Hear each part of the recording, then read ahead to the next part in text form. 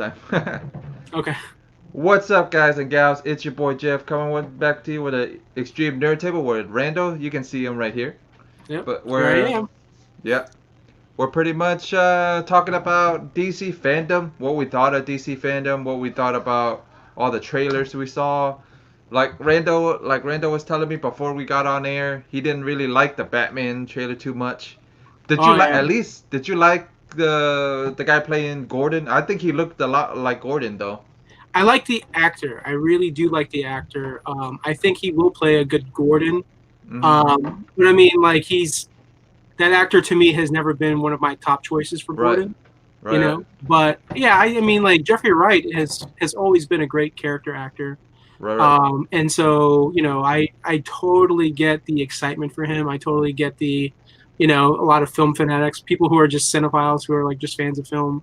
Mm-hmm. I'm really intrigued and surprised by how many Right. people have come out of nowhere Mm-hmm. and they're like, "Oh, the Batman movie looks so awesome," and That's um, not a complete bad thing though. You know what I mean? Some people that are actually coming out that well, are not Batman fans saying it's not a yeah, bad trailer. It's not a yeah. bad thing. Oh, hey, what's up, Steve Puff? Give a shout What's out to up, Steve Puff? Puff. What's up, How's it Sean? going, man? No, I agree, but here's the thing, right? To the untrained eye, Mm-hmm. right? When you look at that trailer, right? The Mm-hmm. trailer kind of Oh, hooks you. hold on. What Tim told me, and I didn't notice it until I watched it again. It Yeah, looks like the Crow. It looks like the Crow movie. What do you think? If you have to I, watch it, you have to see it again. But yeah. when he says I've heard other people make comparisons to the Crow.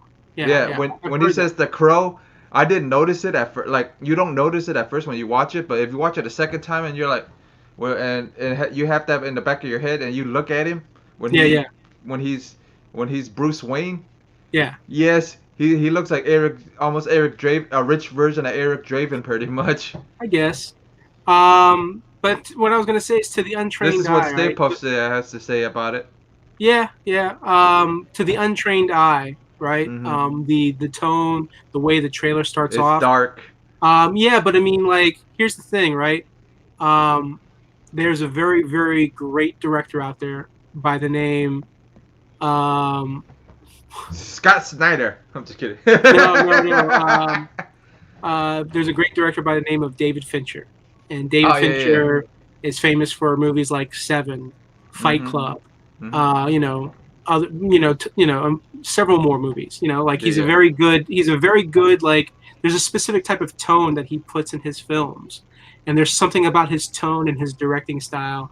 Mhm. And not to mention just the way he delivers with his directing that people kind of just go nuts over it, right? Like Right, like right, right. you have all different directors that have their own style, like Quentin Tarantino and Mm. Martin Scorsese, And so David Fincher is. This is what Carlito had to say.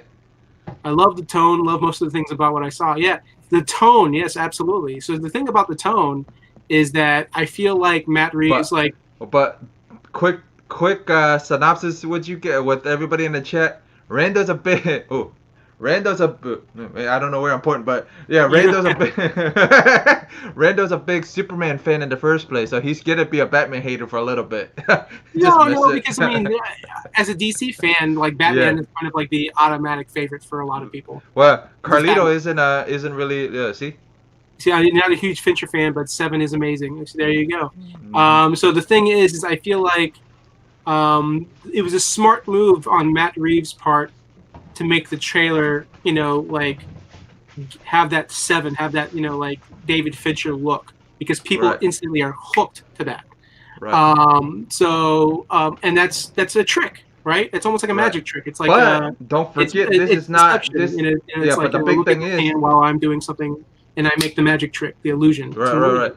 But don't forget, this is not So really I don't consider it a full trailer in the first place because the movie's not completely done just yet. So it's not a full right, trailer. right. Just He's yeah, he's only using 25-30% of footage that he's filmed. right. However, a lot of people also have to understand too that The usually when CGI you hasn't got this. well, no, A usually lot when of you the trick of filmmaking is yeah, usually they tend to film the last, the final scenes of the movie. They film that right, first, and the reason right. they film that first is because sometimes maybe an actor dies or something Mm-hmm. happens to them. So they want to make sure that whatever footage they do have, they have at least an ending. So I'm sure a lot of what we saw is probably the last half of the movie. And Right. so once they start filming the rest of the scenes, not to mention we don't know how many of those scenes that we've seen in the trailer might Right. not make it into the film. They might change. But anyways, the thing is, I had kind of known, I had a suspicion that Matt Reeves, like from the get-go, I knew that he wanted to make his version of Batman. He wanted to make his Right. own Batman story. Right. And another director before him did the same thing, but little known director known as Christopher Nolan. Christopher Right. Nolan got to make his own Batman. Another thing of that, Christopher Nolan. I hear a lot of people saying it looks like a Christopher Nolan movie almost too. Exactly, yeah. Like part of the reason behind that is because you've got Matt Reeves. Basically, he insists that the movie is set up as a sort of like a Batman year two. So basically, what he's doing, and not to mention that DC fandom, he mentioned that his Batman films, he wants them to be quote unquote grounded, which means oh boy, so it's gonna be Heath what Nolan did. Ledger. It's gonna be like what Nolan did, where basically Nolan never wanted to use any of the obscure villains. He mentioned like he won't use Mr. Freeze, he won't use Clayface, he won't use characters like that because he wants it to be realistic. Right. That he wants to be based on realism. That's what they mean by grounded. Grounded in like this could actually happen. This could be real. So basically, Art Chemist. What's up, Art? Hey, what's going on, guys? Cool. Hey, what's up, man? What's up, Art? How you doing? Not much, man. We're just talking about the Batman trailer right now. What everybody thought. Oh, nice. Wait. Is that the Three Jokers? Yeah. Is that magazine size format or is that regular size? Yeah, it's regular size. Oh, it is regular size. Yeah. Yeah. Oh, I thought they were promoting it as a prestige format, like it was going to be magazine size. Yeah. Well, if you guys didn't know, Art's wife has the little comic thing called Skeleton Comics. So nice. Yeah. So I'll be picking up my books on Tuesday. Yeah. How you guys did you get all the variants? I don't know. I just got home from work, so I just came out the shower and ate a little bit, and I'm up there. Hey, what's going on, everybody in the chat? Nah, not much. And all we got is Stay Puft and Carlito. That's all. That's and G-Man. And G-Man's in the chat. Well, if Robert wants to jump in, I sent up the invite, so whenever he Yeah. Yeah. I mean, overall, like, I'm not a fan of the Batman suit. Mm-hmm. I don't want a grounded Batman. I don't want a realistic Batman. Okay. I already got that. I got that with Nolan. And no offense to Matt Reeves, but I don't think if he's going to do his take on a grounded Batman, I don't think it's going to beat what Nolan did. I don't think it's going to beat Batman Begins or Dark Knight. It could beat Dark Knight Rises. It could, but I mean, like, I highly doubt it. But they have like a bunch of, they do have a bunch of good actors. However, at least half of them, I just feel like they're not my top choices for playing those roles. The best person I think that's going to kill it in that movie is going to be Paul Dano, the Riddler. I've heard a lot of people who are Batman, like, Robert Pattinson fans. I've heard a lot of people, they're like, oh, he's such a great actor. Oh, let me tell you something. I agree. He is a good actor, but Paul Dano is going to act circles around that guy. Paul Dano, I think, is a much better actor than Robert Pattinson. See, if Tim didn't point it out, I wouldn't have noticed it. Like I told you, I would have noticed the crow reference if he didn't point it out. Because if you look at him, he looks a little crow-ish. You know what I mean? He looks like a rich version of the Crow, pretty much. I mean, I guess. I mean, that's another thing too. Is like I'm not crazy about the hairstyle, but but hairstyle doesn't really matter about. It's not even a hairstyle. It's just it's just his the Bruce Wayne demeanor makes him seem like he's Eric Draven. He's not.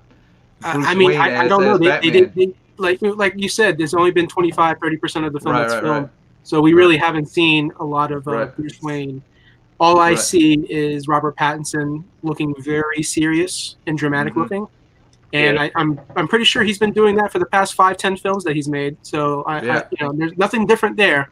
Or It's no different. It's no different than watching Zoolander wait. and seeing Oh. Zoolander make the same poses. He's doing Right. Blue Steel. Oh, you're Or- hilarious. We missed the face. Yeah, Yeah. Or if it's it's a rich version of the vampire, the vampire he plays in. Oh yeah, no. Because I mean, let's be real. If he What? was really, Why- if he was really sparkling, we would have seen it in the trailer What? because the No, trailer was but so I'm saying dark, right? all It you're was, like, missing the is lighting the was so sparkling bad, part of it. All you're missing is the sparkling part of it, but he's just a brooding version of that character. If we're talking about the trailer, you know what I mean? Okay, what you thought about the Suicide Squad trailer? Or Well, I mean, it half- wasn't really a trailer, more like a behind the scenes, But- but like right. all the footage that they showed. Yeah. It was and by the way, that was a great panel. I love that all the actors were on there. Yeah, James Gunn, I loved his enthusiasm. I loved like how Mhm. James, he just kept saying like how this was like the best film experience for him. You know, he basically just made it sound like he had more Right. fun and enjoyed making this movie more than Guardians. You're right. You know, that to me, That's a coming good. That's a directly- good sign. well, coming directly from him, for me, that's a really, really good sign because Right. I enjoyed the Guardians of the Galaxy movies. I still like the first one better than the second one, but the second one Right. is still good. I mean, I like his directing. I like the character's way he does everything. Yeah. So Don't let the fact Steve hear that- you. Don't let Steve hear you say that. Which Steve? Steve Whiting. Oh, yeah? Whiting's a big Guardians fan. So. I'm not talking bad about Guardians. All I'm saying No, is no, that. I know that. I'm just saying. Yeah. I was just messing with him earlier. He Oh goes, yeah. Yeah. But anyways, I mean, it's just it's cool. It's cool. I love that. Another thing that I like that, and he's not the only he's not the only director that does this, Mhm. but I also like I like how James Gunn likes to reuse some of the same actors throughout several Well, of his movies. What did you? Because I didn't know who John Cena was playing, but he's playing what the hell is he playing? He's playing the guy that's the DC version of Captain America. The Right, yeah. What was it? Yeah. Peacemaker. Yeah, Peacemaker. Yeah, I couldn't figure out who he was until Tim goes, "Oh yeah, he's playing Peacemaker." I'm Yeah. surprised they're using the Peacemaker helmet, but Yeah. I mean, I think the cool thing too is that like a lot of these characters that we are going to see in this movie, Mhm. Without a doubt, we're going to start seeing these characters pop back up into more recent comic book stories. right. So I'm just curious to see where they're all going to go. David Desmalchian, the actor, he's been in Ant-Man, Ant-Man 2. He Right. was in Dark Knight. He's a great character actor. He's playing the Polka Dot Man. So I have a feeling he's going to be a scene stealer in this movie, which is good. Good Right. for him, good for his career because I like him. Plus, he's a huge fan of comic books. He created his own comic book series. Right, that's what I was about to say. Didn't he create his own comic? Yeah, Count Crawley. He did like a 4-issue miniseries through Dark Horse. So yeah, I Well, mean, the dude's awesome. Robert's asking Art. Robert's asking asking you something. About what? The Batman movie? The trailer? I'm guessing that's what he's asking. And what, It was alright. It what's your wasn't like- thought? It was okay. It wasn't like my. Yeah, It was just a trailer because they always end up changing things nowadays. Like the same thing they Right. did with Sonic. Yeah. Probably get like people's feedback and then probably change a lot of stuff because like you said that Crow reference. I noticed that just now when you said it, and I thought about Yeah. it. Like, yeah, you're right. Yeah. But it was okay. It wasn't like it didn't feel like a Batman movie to me. right. It felt like a CW kind of thing to me. Oh yeah, I heard that too. I've heard that too. Yeah. I saw one guy comment on social media. He said that he felt like Robert Pattinson was too young and angsty. But, the sad thing is, like it's been a while, but like I went back and I was like thinking like how old was Christian Bale when he first played Batman in Batman Begins? Oh, he And was- so I found out he was like 31, 31 when he first started playing Batman. So here we have Robert Pattinson playing Batman, and Robert is 34 years old. So it's like he was actually older than what Christian Bale was when Yeah, but Christian Bale first. he can't gain no muscle. He's like he has a fast metabolism. Oh Okay, yeah, hold on. yeah. He's got They're gonna forgot have what CG. Yeah, what the CGI part his is. suit. His suit's gonna be heavier than him. Oh yeah. Well, I mean, you could tell just the way they designed the suit. They designed it for it to be for it to be comfortable for him to Yeah. wear. You know, so it's like that's part of the reason why I think the suit doesn't look that great because I'm just Well, like, yeah, but didn't the producer say that it was year two, Batman year two in the first place? It was supposed to be like Batman year two. which is confusing for me because if it's only Batman's second year, how is he Yeah. walking into a crime scene and like everyone's like Right. cool with it? Everyone's Right. chill with it. Like you see Right. like forensic people just like taking pictures of Batman's like just walking in like, Waltzing hey, in, yeah. relax No, guys, this is only my second year. It's only but my not only second that, year as Batman. Let me come in here and you know Is look that, around. got- is that a new suit? yeah, Huh? I gotta. Is Oh that a yeah, new yeah. suit? Look at him like, yeah, is that a new suit? I gotta. So Yeah, what's this I have a cosplay? feeling. They're like, what's this cosplayer doing in the crime scene? What's going on Yeah, here, right. Gordon? Gordon's like, Well- don't worry, this is a buddy of mine. He used to be a cop. You know? Yeah. My thing is, I think it feels more year one, like Jeff Johns year one type stuff more than anything. Like the feel of it, make like when I watched it. I mean, I still need to read book 2 of his, Yeah. Batman Earth 1. Yeah. But That's I mean, what I yeah, meant. Earth One. Yeah, it has a Earth One feel more than anything. I suppose. But I mean, the suit in Earth 1 looks better than the suit that we're seeing in this Ah, movie. I know, but I'm just saying if that's what it feel, you know what I mean. The feeling of the movie feels like if Tim didn't tell me that it felt a little crowish, I wouldn't have know. I wouldn't have noticed. Right, right. But it's like everybody has a different point of Opinion. view. Yeah, Yeah. different point of view. So everybody's always looking at something different. Everybody doesn't look at Right. the same thing, you know. Right. Yeah, absolutely. I But agree with that. I agree. didn't get the feel like, oh, I want to watch this. Like, Yeah. like, that Yeah, was just me. Usually, I watch something, I'd be hyped about it, but it didn't have a hypeness to it. How Same did thing you with feel? the Black Adam. It was like, Yeah. Mm. Oh, were you hyped about Black Adam? Did you like that? nah, I didn't like the trailer at all. Like his voice, okay. like The Rock's voice, it sounded like it's about to be another wrestling match. Oh. exactly. Like, but you see, that doesn't bother me because I love The Rock. So the Oh fact that yeah, The I Rock, do. I like him as an But- actor. But the He's like, the funniest thing was I'm calling them if out. you I'm calling out the DC heroes. but if you actually watch it, freaking the people left stuff in the comment about Zachary Levi about The Rock's gonna break Zachary Levi in half. Why do you think Superman's going to be in the movie? Dwayne Johnson's gonna have to be like, he's taking on a tag team here. You know, he's like, No, yeah, but it was funny because people leaving stuff in the comments. They're going to go. They go. The Rock's bigger than Zachary. Is it? Oh, yeah, by a Zachary's whole gonna lot. get broken in half. it's funny because they're probably gonna have to do two things, right? They're gonna have to make Zachary Levi look bigger using special effects, Mhm. and then they're gonna have to make The Rock look smaller with the special effects, just to kind of like even things out. Nah, but if they do that, it's like people, real fans, you know, the real like, you know, Rock fans or who Zachary Levi fans, they're gonna see the different sizes, and when Yeah. you adjust those in movies, people are gonna get like pissed off. Like, he's not that small, you know. this bad. Well, I'm How not can talking they about. do I'm not, yeah, I'm not talking about like making like The Rock look like the size of Danny DeVito. Or something Yeah, like no, that. but there are those people who are gonna be like, oh, he's not that small, even with the Man, camera. those are just all the girls that are thirsty for The Rock. You know, they're gonna be like, they're gonna be like, his biceps aren't that small. I know how big they are. Yeah, I right. know the inch size of it.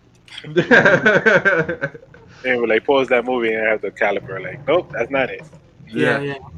But yeah, I don't know. I still want to see it though. But Yeah, I still want to Oh, see yeah, it too. It's just funny because people are like, people are arguing about, oh, Zachary's gonna get broken in half by The Rock. Dwayne Johnson, to me, he's one of the hardest Mhm. working people in the world right Yeah. now. You know, Yeah. the man went and partnered up, and he co-owns the XFL now. You know, Mhm. so he's doing that. He does television shows. He's a producer. He also produces films as well, and then acts in the films. I mean, this man is making like so much money left and right. I'm And just on wondering, top of well, that- what time does he have to sleep, man? Right? I mean, probably sleeps on like travel, like when he's Yeah. traveling from place to place, like sleep Yeah. like that. he's hardcore about working out. Like I hear, like when he travels, like if he goes to another city for There's like a gym, business, gym bus and stuff, huh? like the gym bus that he has, and like a See, I whole. haven't heard about the gym bus. What I did hear was that if he has a hotel room, he gets an assistant or he gets somebody and he orders gym equipment and weights and they take it to his hotel room. So he's like actually working out in the hotel room. And I'm sure as big a guy as he is, he has to have one of the largest hotel rooms, like one of those suites. Yeah. Where he has plenty of space to kind of like work out, do all the things he needs to do. Because you put him in a regular hotel room, man, he's just going to destroy that room. Yeah. He's too big for a regular room, you know? Yeah. But you already see what his breakfast is, man. It's freaking a ton of pancakes, a ton of bacon. yeah. I mean, because that's all it is fuel for him. Like, because if you see the workouts that he does, his workouts are very intense. Yeah. It's just crazy. But regardless of him working out, the whole point is, I'm very happy that he's with Warner Brothers. I'm happy with DC because the marketing. He's going to change Warner Brothers. He's going to change them. He's going to change them. He's going to change the way that they do the DC films. The whole Henry Cavill. The only reason that Henry Cavill is still, quote unquote, possibly attached as Superman, it's because of Dwayne Johnson. Dwayne Johnson's wife, I think, is not only his manager, Dwayne's agent. No, his ex. Don't get it right. His ex-wife is his manager. Yeah, his ex-wife's his manager, but I think his wife is the agent. Yeah. So like I think she's his agent, his acting agent, and then on top of that also Henry Cavill's acting agent. So like the whole time when they were like, Warner Brothers was like, oh, we don't want to pay Henry Cavill more money because, him playing Superman hasn't brought in a lot of money for Warner Brothers. Yeah. But with everything that Dwayne Johnson has planned, like once he does Black Adam, I know he wants to be part of the Justice League film. So if he's part of Justice League film, he's either part of a Shazam sequel or Superman sequel. Either way, whatever he's attached to, he's going to blow it up. It's going to blow it up. It's going to make tons of money. And then he's going to be so attached to the DC properties that when Warner Brothers says, well, we're not sure about this, The Rock will put them in their place. And he's like, you're going to be sure about this. And this is our price. This is what we're asking for. You're going to do this. We're going to do this. We're going to make a lot of money. So it's not. They don't. They're just like Disney. They have a lot of money. It's just the fact that they're smart. I think Disney has way more money, but I'm saying. Yeah, I mean, AT&T spent so much money buying Warner Brothers that they're in debt, and so because of the pandemic, AT&T's lost a lot of money, which is why they're doing a lot of layoffs, and that's why they're even possibly going to sell Crunchyroll. Right, they're looking into Crunchyroll is probably one of the businesses that they own that's the most profitable that they own, and they're willing to sell it for a huge chunk of money just to pay off the debts that they currently have. You're gonna sell off Crunchyroll? That's stupid. I agree. It makes so much money. Yeah. They want to sell it to Sony. Oh boy. Sony's in any better boat than they are, and then Sony's gonna end up selling the Crunchyroll to somebody else. To Netflix. Well, I mean, that's the thing too. Well, you see, like I don't know if they're gonna sell it to Sony or Sony Pictures. If they sell it to Sony Pictures, because Sony doesn't even really care about Sony Pictures, right? Like, Sony's like to the point where like, whatever, we can get rid of the movie side. We have everything else we need. They got freaking PlayStation. They got the Blu-ray market. They make tons of money, but their film division doesn't make that much money, which is why they had to make that deal with Disney.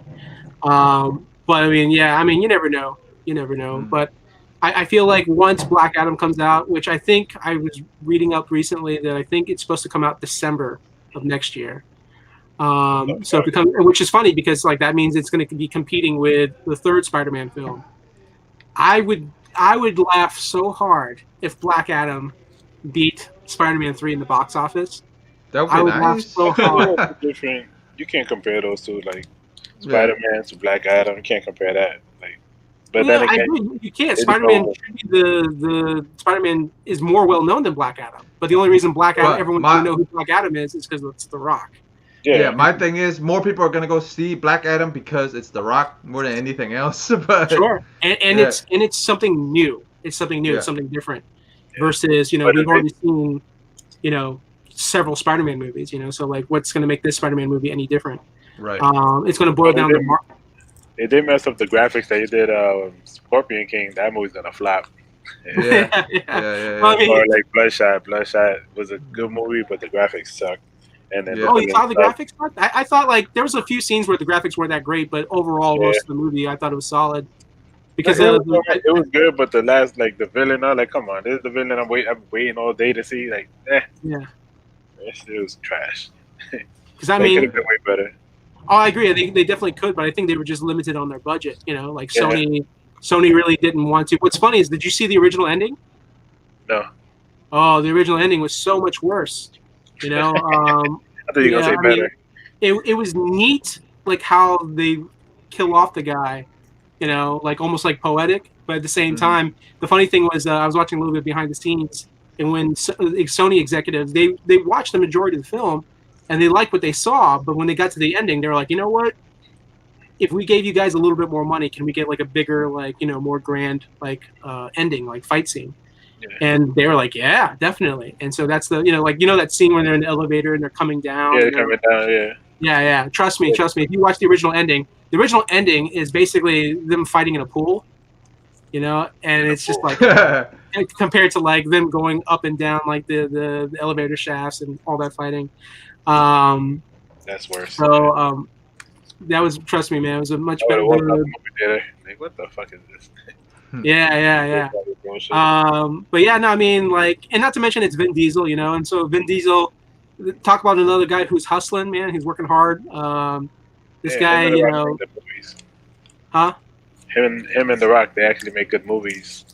Yeah. Well, they make good movies, and then like, not to mention they also care about the audience, they care about the fans. So like Yeah. when Vin Diesel was making the Fast and Furious movies, he was like going on social media and he was like, hey, who do you want to see in our movie? Like, who do you want us to add to the cast or, you know, appear in the film, you know? So when fans were like, we want Dwayne Johnson, or we want, you know, No, but it was Helen Mirren. That was the one that the fans wanted. It was Helen Mirren. That's the one that really, they had. yeah. That's the one they added.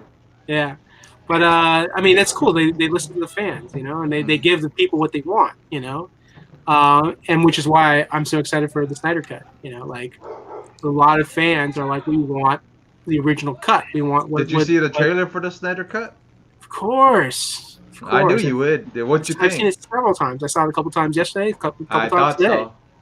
I didn't like the music that they used at first, Uh-huh. but it grew on me because I feel like, so they're using the song Hallelujah, right? Oh yeah. And I almost just feel like it's very poetic for fans, you know, because the fans have really rallied for a Snyder Cut for so long that when HBO Max and AT&T were like, hey, we're going to do it. We're going to go ahead and make the Snyder Cut. So seeing the trailer, like, we now know it's real. Like, it's happening, no doubt.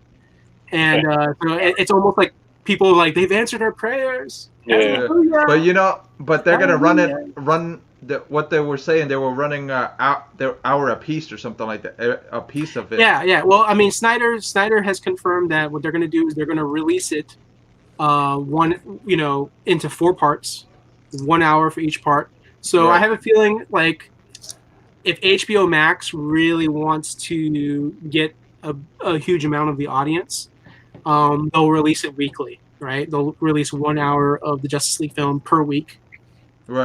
So that way Yeah, it forces everyone to come back and watch the next episode the following week, and then the third episode the following week, then the fourth. Not to mention, there's people who are either waiting to see it, but they're like, you know what? I'll wait until all 4 parts are out, and then I'll binge watch it. Well, You know, it's, they're gonna combine. So what I heard was they're gonna combine all 4 parts, Mhm. and then make it in one big thing, and then Right. it's gonna be all black and white or something like that. Black I don't and know about the white. black and white. I know that that's something Snyder definitely wants to do personally. Right.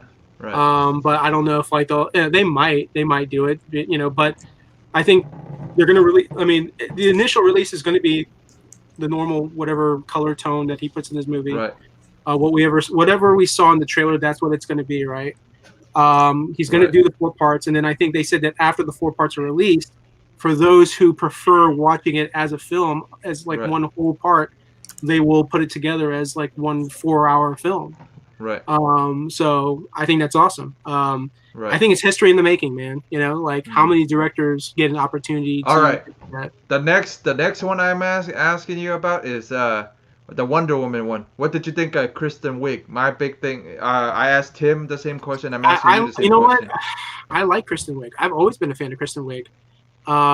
So to see her as the cheetah, I mean, it doesn't bother me. It doesn't bother me. My thing was, did you think it was too dark at the end? Like, did it have the same feel as one, where like where like what Ares and stuff. I think the only reason the ending looked darker than normal was because the way the trailer started out. The trailer started out very bright. Like you saw the mascara, the graphics. I think the graphics in this film are much better than the graphics in the first film, in my opinion. Right. Except for certain parts, of course, like because I know some people were complaining about the way Cheetah looked in the special effects. But it's because I don't know if it's a combination of because the Cheetah is supposed to be very, very fast. So when you have a character like that moving really, really fast, it's really hard to look at the details on the special effects of the character. So, Art, what did you think of the Wonder Woman trailer? I haven't seen it yet. You haven't seen it yet? So when you see it, because everybody's talking about like what Cheetah looked like. That's all people get talking about. I mean, here's the cool thing I like about the movie, though, right? I feel like Patty Jenkins is almost kind of doing the same thing she did with the first film, but reversed. So, like in the first Wonder Woman film, you have Wonder Woman who goes to man's land or whatever, goes to the real world, and so she's looking at like the way everything is, handled through society. So she doesn't understand, right? And so you have Steve Trevor kind of like walking her through it and be like, no, this is how we do things, and this is custom. You have to wear this. You have to do this. You have to do that. When you watch this trailer, you have Steve Rogers, who's now in the 80s, right? So he, almost like Captain America, he's a man at a time. Right. So he, you see Wonder Woman kind of like guiding him through, like oh, this is a clock, or this is a new version of the clock. Wonder Woman and Captain America. Huh?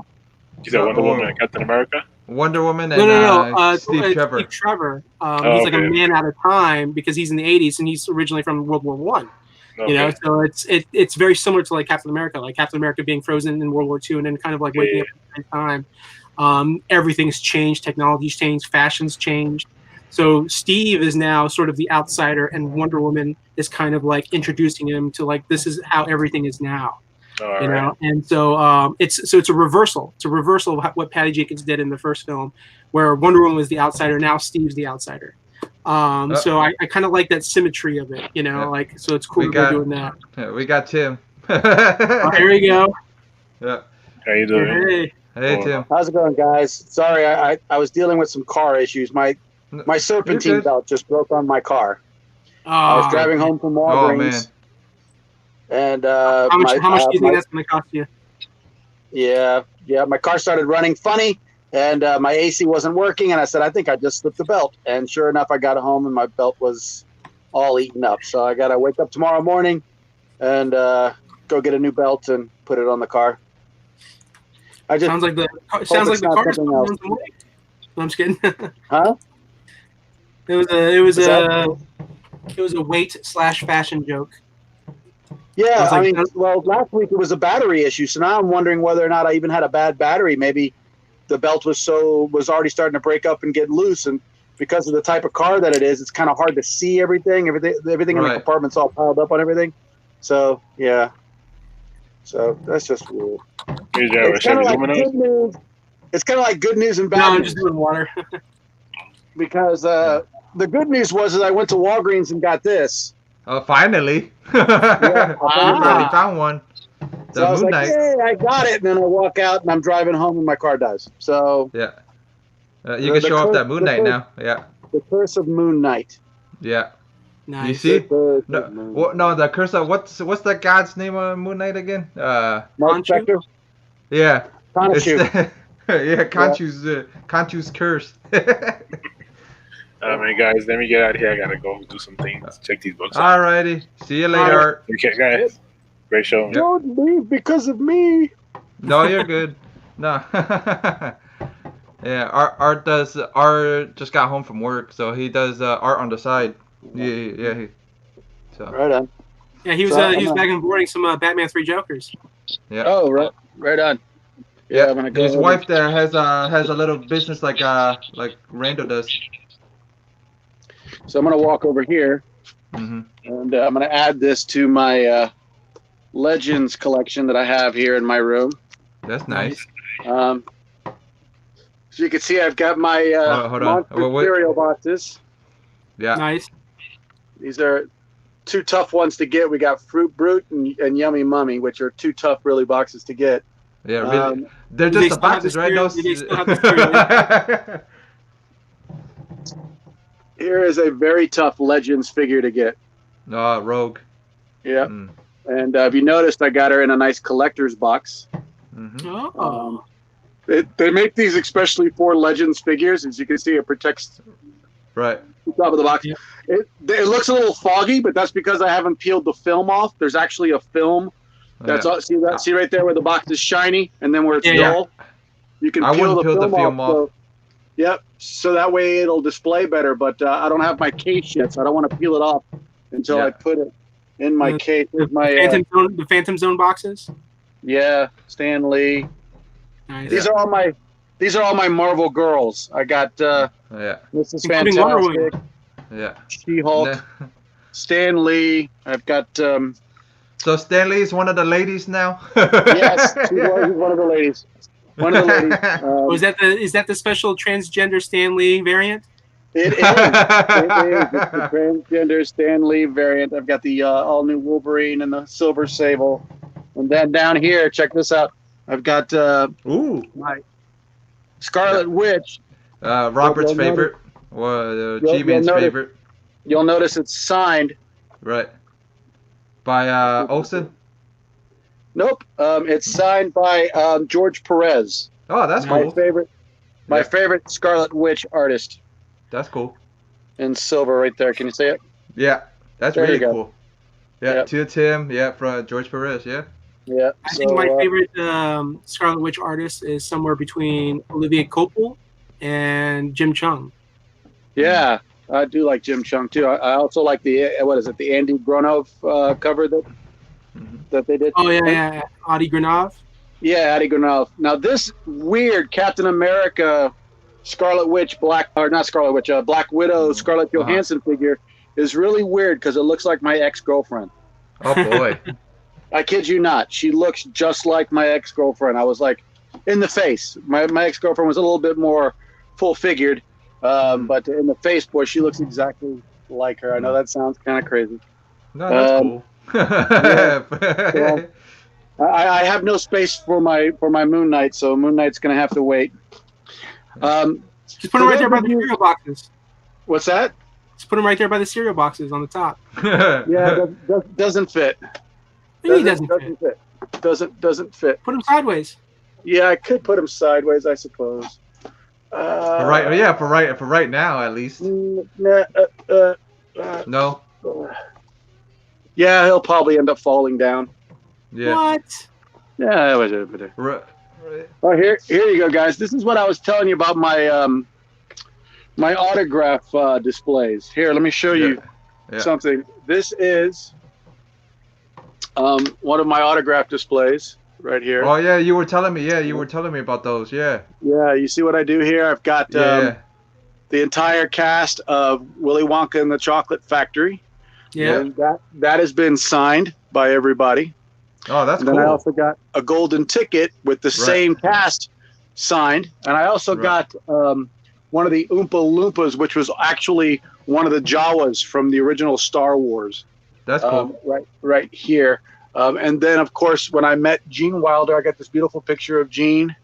And then I met him at a book signing in New York City. And, yep, so I got the template. Damn it. Where's my camera? Right there.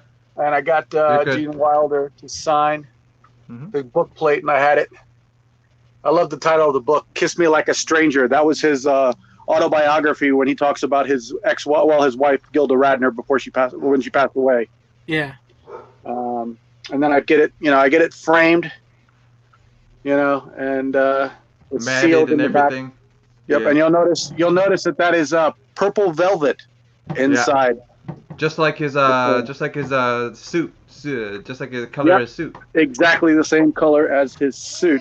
Now, if you walk over here, I'm not sure if you're going to be able to see that one, but that's my Lost in Space one. Oh yeah. And you can see the little action figures that are in there. We've got a little action figure. Robert would be jealous of that one. Yep. We've got the robot. Robert's a big space fan. Keep going, Tim. I'll be right back. Okay. So you got all the little figures of all the right. things. Robbie the robot and all them. Yep.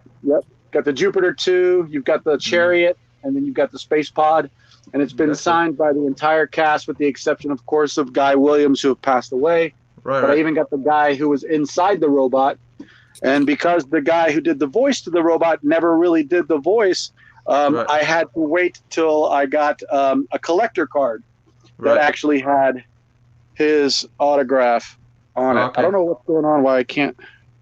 I don't know if you can see that. Kind of. Yeah, sorry.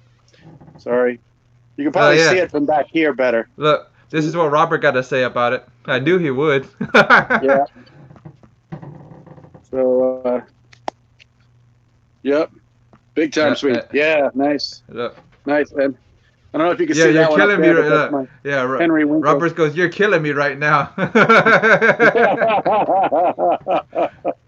I knew you would. That's kind of what I do. And then this up here, this is I don't know if you see this right here, but this is when I worked for Sarah Brightman. Sarah Brightman's an opera star, and that's a beautiful piece that I have right there. That's a always good to see your collection, man. Yeah, that's a little bit different type of collection there because that's a. Let me see if I can get rid of that light in the back. Let me switch it up a bit. Yeah, you gave me the idea for that shirtless bear fighter one, so I just got to figure out how I'm gonna do it still. Right. Yeah. Sorry, my no, you're good. My loading spaces. No, you're all right. I'm looking at the lighting to see if everything is. Yeah. So much stuff. I just got to go to Home Depot, get you that plug-in light, like I got another light facing you.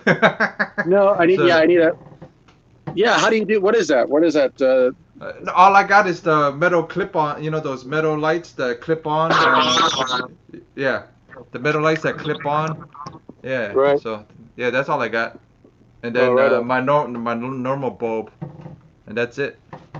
Oh, got it. Gotcha. Mm-hmm. Yeah. Anyway, so your Serpentine belt went and everything else, but we were just talking about the Batman trailer, the Wonder Woman trailer, and all that stuff, anyways. And I told Randall that you were pointing out it looked like the Crow and everything, looked like a rich version of Eric Draven. Yeah. It looked like an episode of The Crow. Yeah. Although I gotta say, I am very happy with the way Robert Pattinson looks. Right. I think he looked fine. The one person that I thought would actually be praising the hell out of it is not praising the hell out of it, so that's a surprise to. Yeah, that surprises me a lot more than anything. Does Randall not like it? Nope, he didn't like it at all. Wow, that's two people that we've heard today that both are big DC fans that didn't like it. Yep. That's Rudy was one. He was another one. Yeah. What I'm gonna have to wait and see what he says. But there are things that I have. Yeah. There are things that I have against the trailer. Like I already told you, I don't like the idea of Batman standing around a crime scene. Right. Yeah. We were just talking about that too, where Randall goes.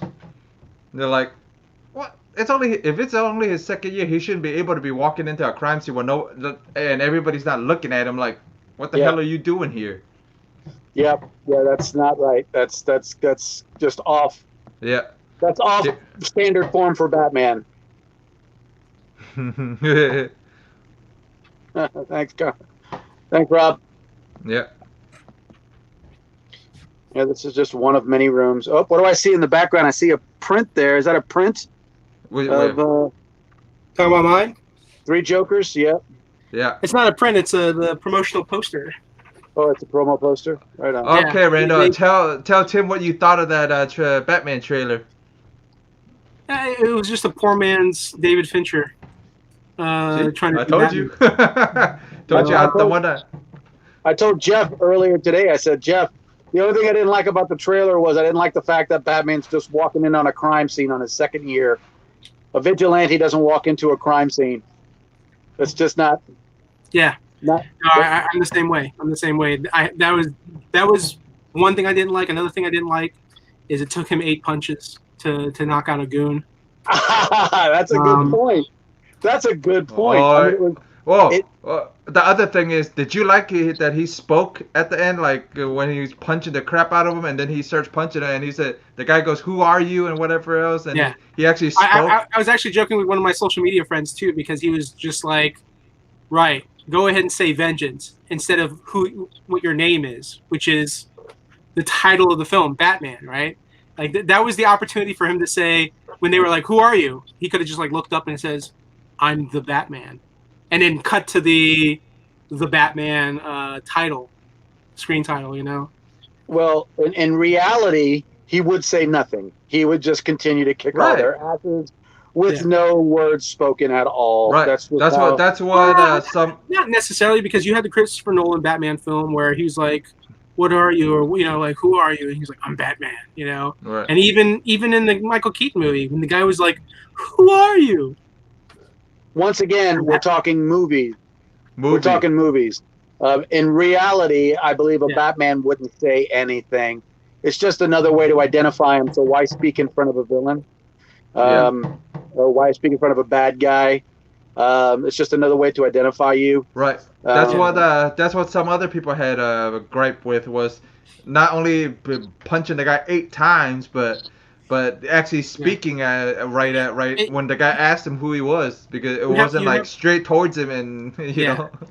I mean, I commend fans for defending it, because I know that Right. if I was a big fan of something, I too would come up with some reason to say why he did what he did. Well, yeah, you're a Uh, Superman fan, and you found a way to defend. They were like, look, you know, it didn't take him 8 punches to knock him out. He just continued to keep punching the guy because he was already knocked out. They're like, look at how he's holding the arm. He's holding him up, you know. And then about not to this? mention, they were like, oh, it's Well, it's like Tim wants to say something, so Batman let him filled say with something. rage, you know. So like, and that's their justification for the whole scene. Let How Tim about say, this? what do you I got? definitely like the soundtrack. I like Mhm, the mhm. building of the soundtrack. That was effective. It built a little tension, and Sure. it had a nice mood to it. I also liked what is supposed to be the Riddler's voice, Mhm. or whoever's voice it is. I It's think supposed to be villain? the Riddler. It's supposed to be the Riddler's it's voice, supposed to I be the believe. Riddler. Or You know, either Alfred, either one of them. It's Yeah. either supposed to be Alfred or Well, Riddler, one of them too. I've told people this before. Like when I saw all the casting, my favorite part, the best casting of the entire film, was getting Paul Dano to play as the Riddler. You know, I was just like, he's gonna shine. He's gonna be the one that makes the movie good. And you know, like he's gonna act circles around Robert Pattinson, and No, everyone. should have had everyone Danny goes, DeVito how come back great as Robert Pattinson the is. Penguin. I jokingly told people, "Hey, look, it's Robert Pattinson looking dramatic. You know, looking serious." I'm like, he's been doing that for the past 5-10 films that he's made, so nothing new there. You know, so it's like, but they still praise it. They're like, "Oh, look at him!" Right. So Tim, you missed it. I jokingly compared it to Zoolander making the same face, all of the same faces, and then of course he makes Magnum. You know, and everyone's like, "Oh, it's Magnum! It's Magnum!" You know, it's the same face. Yeah. It's But the if same face. You know, it's like that's if it the wasn't joke. for Tim pointing out the crow and then pointing him looking like Eric, if when I came back home and actually we watched it, I'm like, now I see Eric Draven do the whole damn thing. I'm like, damn Oh, it, damn it, Tim. I mean, look, I've told people before, and I think you missed out on it, Tim. My whole issue with the film is that as soon as Matt Reeves said it in DC fandom, that's when I knew that it solidified exactly what I had expected, which was that he wanted to make a grounded Batman film. He basically just wants to make his version of Batman very much similar to how Christopher Nolan made his Batman. Christopher Nolan made a very realistic Batman, and I think that's what Matt Reeves is trying to do. But he's trying to put his spin on it, you know. And it's like I don't want a grounded Batman. You know, we already got that with Nolan. And no offense to Matt Reeves, but your Batman film isn't going to be better than what Nolan put out. So why? You know, why make something that's similar to something else, but there's no intentions of outdoing or being better than that? You know, the only thing he has going different for that film is with the Riddler and with the whole, it's basically a mystery, right? It's supposed to be a mystery. It's a murder mystery, I suppose. It's based off the Long Halloween, correct? I don't know. I think there might be elements of Long Halloween, but I honestly think that this is just Matt Reeves' version of Batman. That's all. That's how I look at it. That's how I see it. He mentions like he loves the comics and there's going to be like elements from comics and stuff like that, but I haven't seen anything so far. In fact, if anything, when you see Robert Pattinson, when he has the grappling hook and he's shooting straight up, that looks like a scene from Batman Begins. Like, remember when he's inside, Bruce is inside the building and he's trying to get to Rachel and he shoots the grappling gun and he's like, just flying straight up, And he calls the bats to back him up. Yeah. So even just that clip where we see Robert Pattinson like zipping up past all these people, I don't know if it's other police officers. I gotta admit, it was a cool shot because it looked like the camera was attached to the rigging that he was on. Because it was traveling with him. So it was a nice follow shot that it was. So that was kind of a cool perspective. Yeah, very nice animated. It was like the Batman the Animated Series. It was like a shot you would see from that. I guess. Yeah, like I said, you're not gonna convince Randall of liking the damn thing. So. You know what? No. Here's the thing. It's not about liking it or disliking it. It's about giving it a chance to breathe and let it be its own thing. It doesn't have to be a Batman film.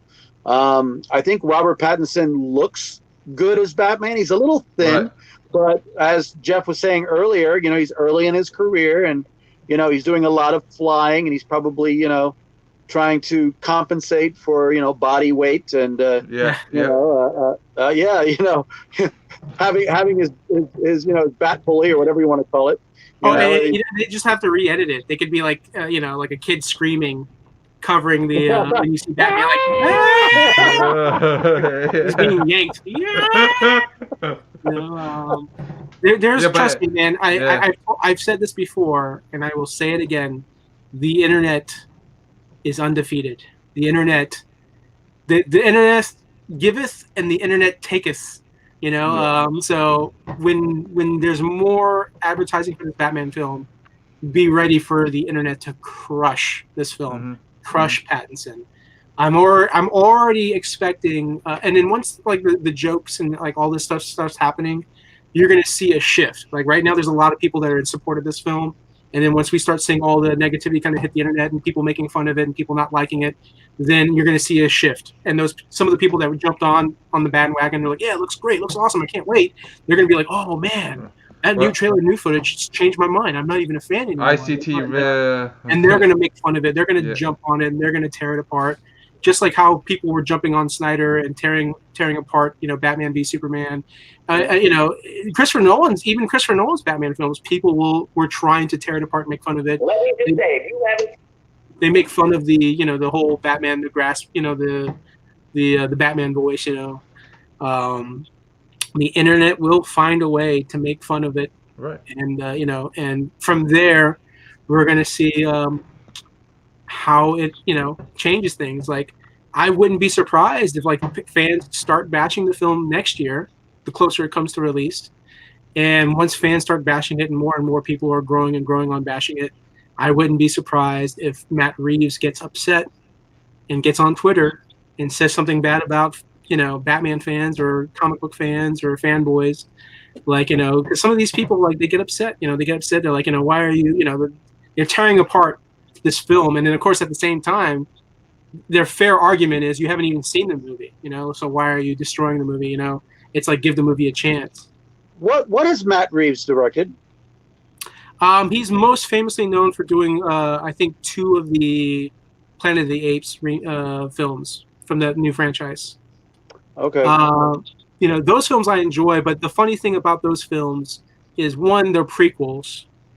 So, with it being a prequel, there's kind of like this free range of you can kind of like do whatever you want, because there is this fandom for Planet of the Apes. However, that fandom isn't as large as like, Batman or any of the superheroes, there is a fandom for that, but you're not going to see. Not to mention, like, I'm sure 25% of the fans are already dead because it is an old franchise. You know, so like you have these older people who are like, you know, like they'll watch it, they'll still enjoy the movie, you know, because it's got great special effects. It is well directed, but again, Right. he has nothing that he needs to adapt from it. It's much more difficult to take a bigger property like Batman that has many stories, many comics, several films to be compared it to. So it's a much greater challenge. But I just get this vibe that Matt Reeves doesn't care. He's just, you know, I see when I saw him on DC Fandom, I saw the excitement, but the excitement he was giving off was more like he's excited about his version and his take on Batman. You know, like Right. he's so excited to do that. So we will see, man. We will see because you know, right now, surprisingly, I've seen a lot of people in more support of that film. They're actually more excited about the film, which to me is surprising. I'm like, that is a good thing for the film, for the franchise. So we shall see, man. 2021. Once we get more footage, we get more trailers, we're gonna see. Have we talked about this week's 3 Jokers yet? Can't wait to see what the hype is all about. Yeah. I'm getting my copies on Tuesday. I have at least 200 copies coming in. I am getting. Why do you get your copies on Tuesday? Pete's already got his copies. Yep. I get my copies on Tuesday because I'm still getting books from Diamond, so I go there to, you know, make one trip. You know, I got you. I hate making trips. Huh? So you hold them at UPS or whatever, and oh yeah. Okay. I just don't like them showing. I mean, because one, sometimes UPS drivers, they don't give a shit, man. You have a box that says this side up and fragile. This shit will be tilted sideways, sitting outside in front of the house. Yeah, but you can't pick them up early? I could pick them up early, but then I'm making 2 trips. You Yeah. know? I'm making 2 trips, and what for? Selling them on the internet. Mm-hmm. Yeah, I suppose. But if you want, like I said, if you want, you know, if you can get it early to sell it early, it's better than the. Like the sell date is supposed to be Tuesday. Right. Yeah, but when you're selling on the internet, you can do pre-sale.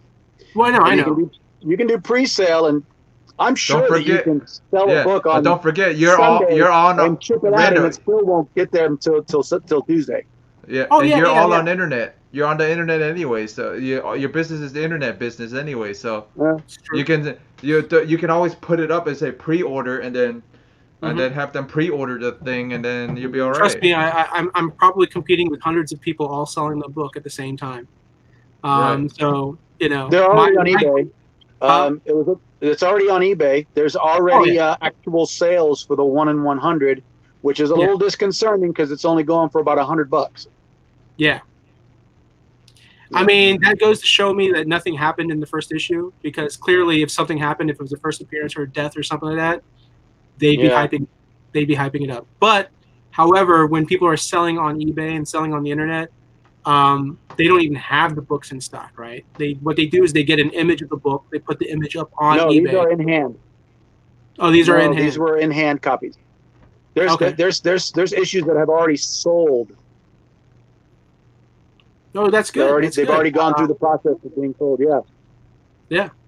No, I mean, if you have guys that are selling the 1 in 100 for $100, it's probably like really big stores that are ordering like 1,000 copies, which means they have at least 10 copies of the 1 in 100, and they want to sell them off as fast as they can, because they're going to need to take that money and recycle it back into the following week's shipment.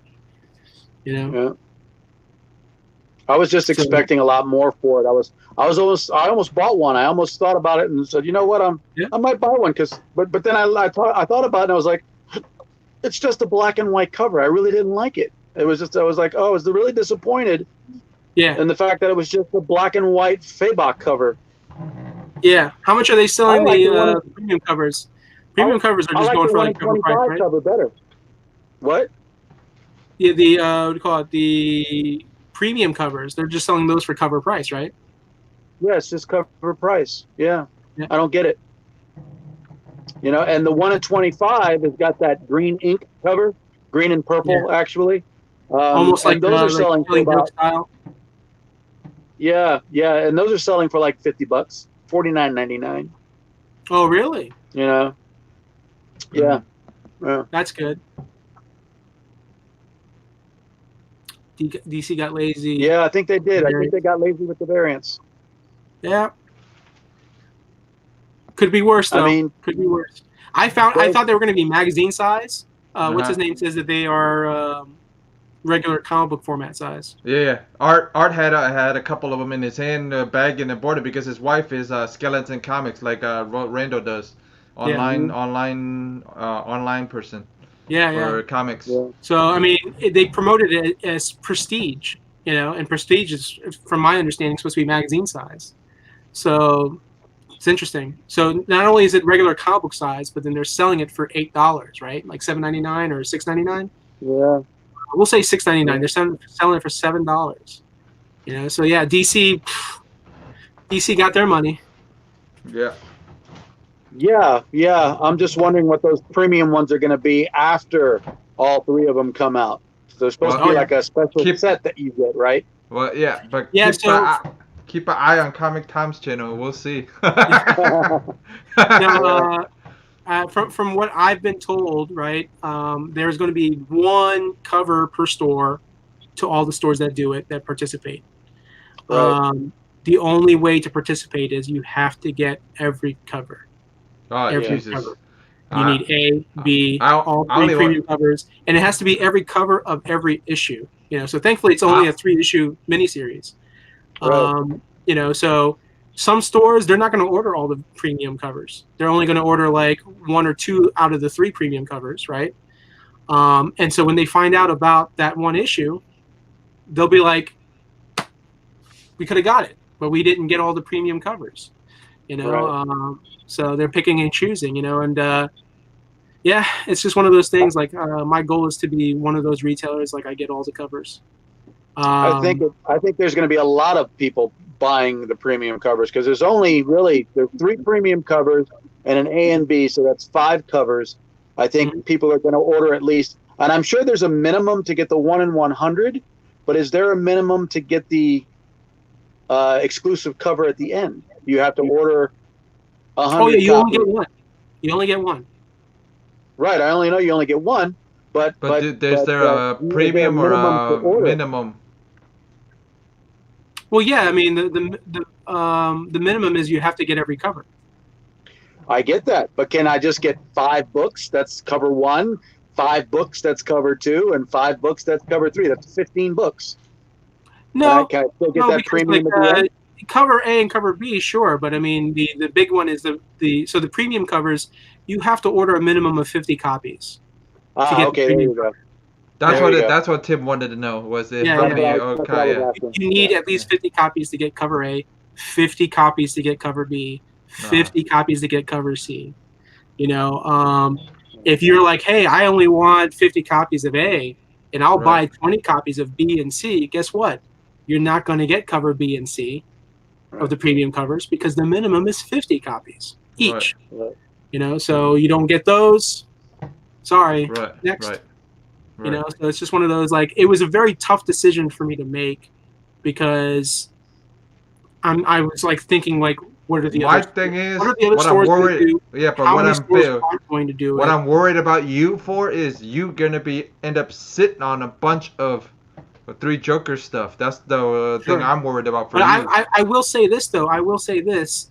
This is going to be one of those very quintessential, important Batman Joker stories. You know, like you go all the way back to Batman Killing Joke, and people still talk about that story today. Right. They talk about how important that story is. We're hoping that's gonna happen because we don't know for sure if it's gonna happen. You have Jeff Johns, and Jeff Johns is a power name in comics. You know, he's doing Doomsday. I understand that. Crisis. You know, doing like his JSA run, his Justice League run, you name it. You know, like Jeff Johns is a very big name. So there's without a doubt that this is going to be one of those Batman stories, one of those Joker stories that people will be talking about it 10, 15, 20 years from now. Look at The Killing Joke, right? How many printings did The Killing Joke go through?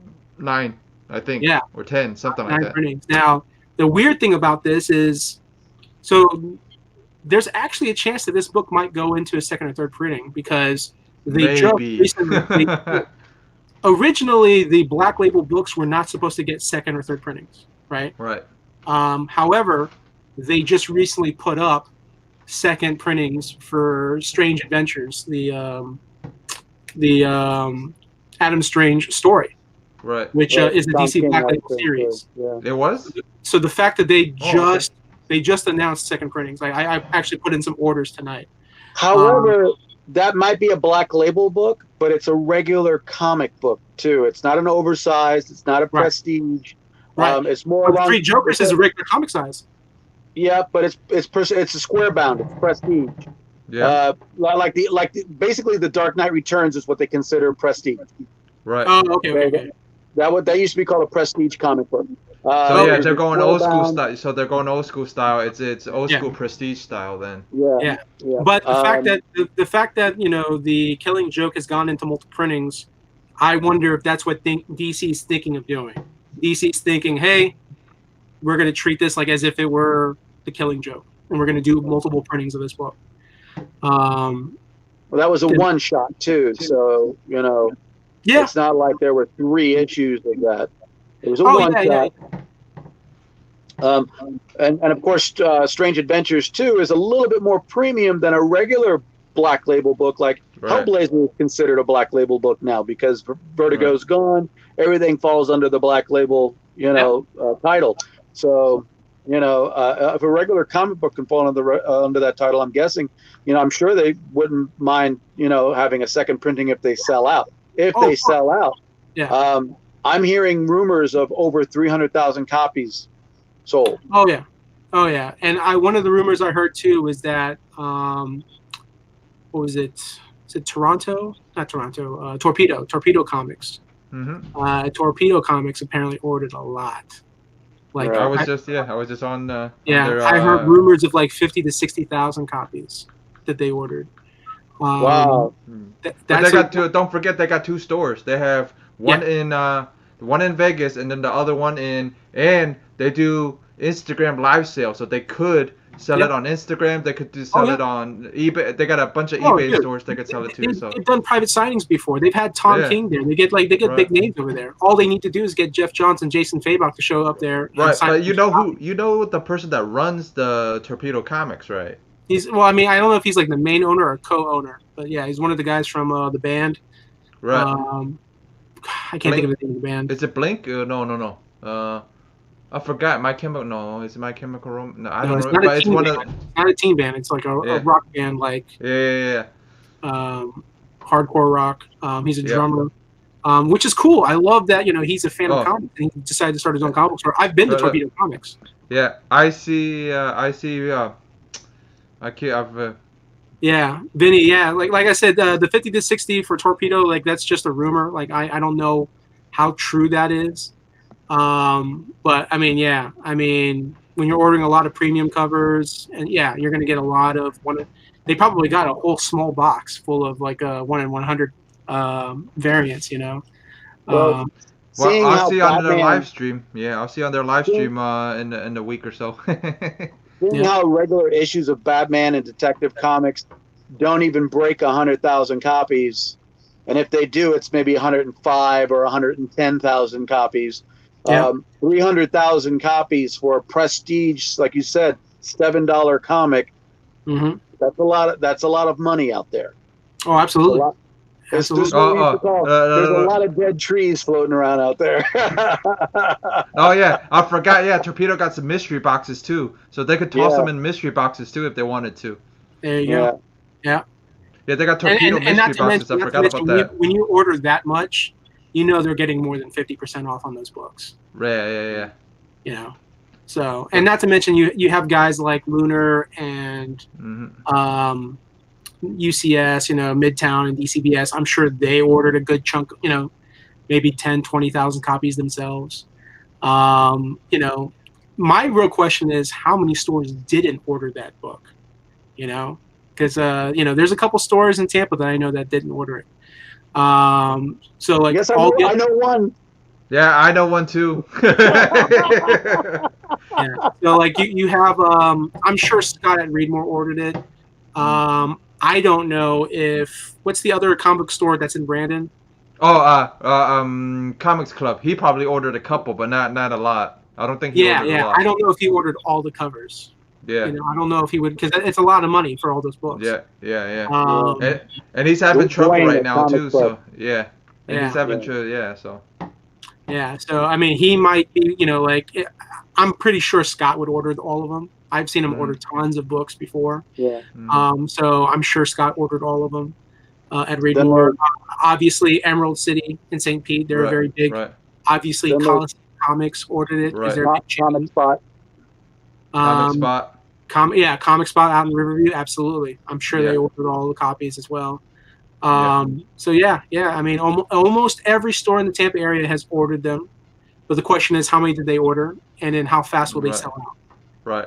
Because I guarantee you, this is different though, because I'll tell you why. The way UCS and Lunar are running things, these books immediately go back into back order. So when they immediately go back into back order, any store that decides, hey, I want to order more, sorry, buddy, you're out of luck. You're not going to be able to order anymore. They're all spoken for, unless they change their minds and update their system and they put it in there as available. Which there's a chance that they might do that because, on the off chance that they're not able to sell a bunch of those books. Right. Like, I don't know if I even told you guys, but like when I first started ordering from UCS had a bunch of books that they were trying to get rid of. Midtown had a bunch of books they were trying to get rid of. They had tons of extra copies left of the Superman Year One, with the was it Frank Miller and John? Yeah. So the cool thing was one of the issues, which was issue 2. They were selling them off like backstock, like they were selling it cheap. And the cool thing was they were already signed by John Romita Jr. Yeah, because Midtown does signings all the time. Yeah, because they do the signings at the stores. So yeah. I ordered it from UCS, came in the shipment, and I got a couple, like maybe 2-3 copies of number 2 of Superman Year 1. And inside was their certificate of authenticity, and like on the front of the book you see John Romita Jr.'s initials, the JR. So I was like, cool. I got this for like $3, $2. That's nice. And of course I can turn around and sell it. I can turn around and say, hey, you want to autograph John Romita Jr. book for $10? And here's the thing, though, Randall. As a cool thing it is for you, and maybe you can flip it and make a little bit of money back. Yeah. Imagine how many issues they had to begin with, right? And how many, that they're willing to just give those out at regular cost with the discount for retail. For so retail. They had a crap ton. That's what that was. Oh yeah. But also keep in mind too, with them being a retail store in New York, think of how many of those books that they sold without a discount. They sold them at full price. So like let's say. Oh wait, no, yeah, but only one other thing is Midtown doesn't only have one location. Midtown has, I think 2 or 3. No, 4. I think 4 locations. I think. Okay. I think. So yeah. Yeah, that's what I'm saying. Is like they divide up all the copies into their locations, right? Yeah. People who go into that store, they probably don't buy comic books all the time. They probably don't have a subscription service. They kind of just walk in there. They see the book. They pull it off the shelf. Well, that's the Times Square. That's probably the Times Square one. But a lot of the little ones, are probably have subscriptions. I know a couple of them had subscriptions. Even the Times Square one has subscription people, but and then you have very their rarely, stuff, right? I think their comics are normally like. But I think most of their sales is online. I think most of it because a lot of the guys here order some of them online. So yeah, the thing about the comic book business is like it's one giant washing machine. You get one in. The goal is to get it out. Right. Oh, that's the Swamp Thing you're talking about that you got graded. Nice. Hold on. I actually bought this one on eBay. It was already graded, and I got it at such a great discount because this was a Mike Redondo cover, Nestor Redondo. And I've always liked the Redondo artwork on this. I thought he was a great artist for Swamp Thing, and he took over the art chores from Bernie Wrightson. This is issue number 17, but it's the Machines. There's 2 appearances of the Machines in the Swamp Thing storyline, the original Swamp Thing storyline. I think the first one was issue 5, and I picked that one up at a 9.6. And then I thought I was going to pay a lot of money for this one at a 9.6 because all the Swamp Thing stuff is really starting to skyrocket, especially 9.6s and 9.8s. So I thought I was going to pay 120, 140. That's where this was hovering around. Got it for $50. So I was very happy with that. That's it's in the old case. It's in the old case. The old case is still nice. There's no scratches or anything. Yeah. But there are a couple of Newton rings. But I could just easily get this reslabbed, and it'll still be a 9.6, and I'll be very happy with that. Hell, being a 9.6, I might even get it pressed and maybe try to get a 9.8 out of it. Yeah. Well, we know a presser, so we got you. Yeah. Me and Steve know that presser. So there are no color breaks in the spine. I think really what the 9.6 is there is a slight yellowing to the back cover. It's just a little off-white, and that's just very common with these books. Yeah, like Randall was telling me. Yeah. I mean, 1975. Yeah. 85, 95, 2005, 2015. Yeah. This is a 45-year-old comic. Yeah. Yeah. This was 2010. This is almost, what? 10 years. 10 years. Yeah. So. It's crazy how, you get a book from 1980. Yeah. And now we can turn around and say this is a 40-year-old comic. Well, why do they have the Newton rings? That's a very good question. There is an inner well that protects the comic book, made out of a polyurethane or a polyethylene or a polypropylene, and then there's an exterior hard acrylic-like. It's not solid acrylic, but it's a plastic acrylic-like outer shell. And when the inner shell comes in contact with the interior of the outer shell, it creates a Newton ring, which looks like oil in water. Yep. And it's got this little rainbow look. It's a pain in the butt. If you go press it, don't press on them. If you see them in your you can actually press on the book and you can see a Newton ring.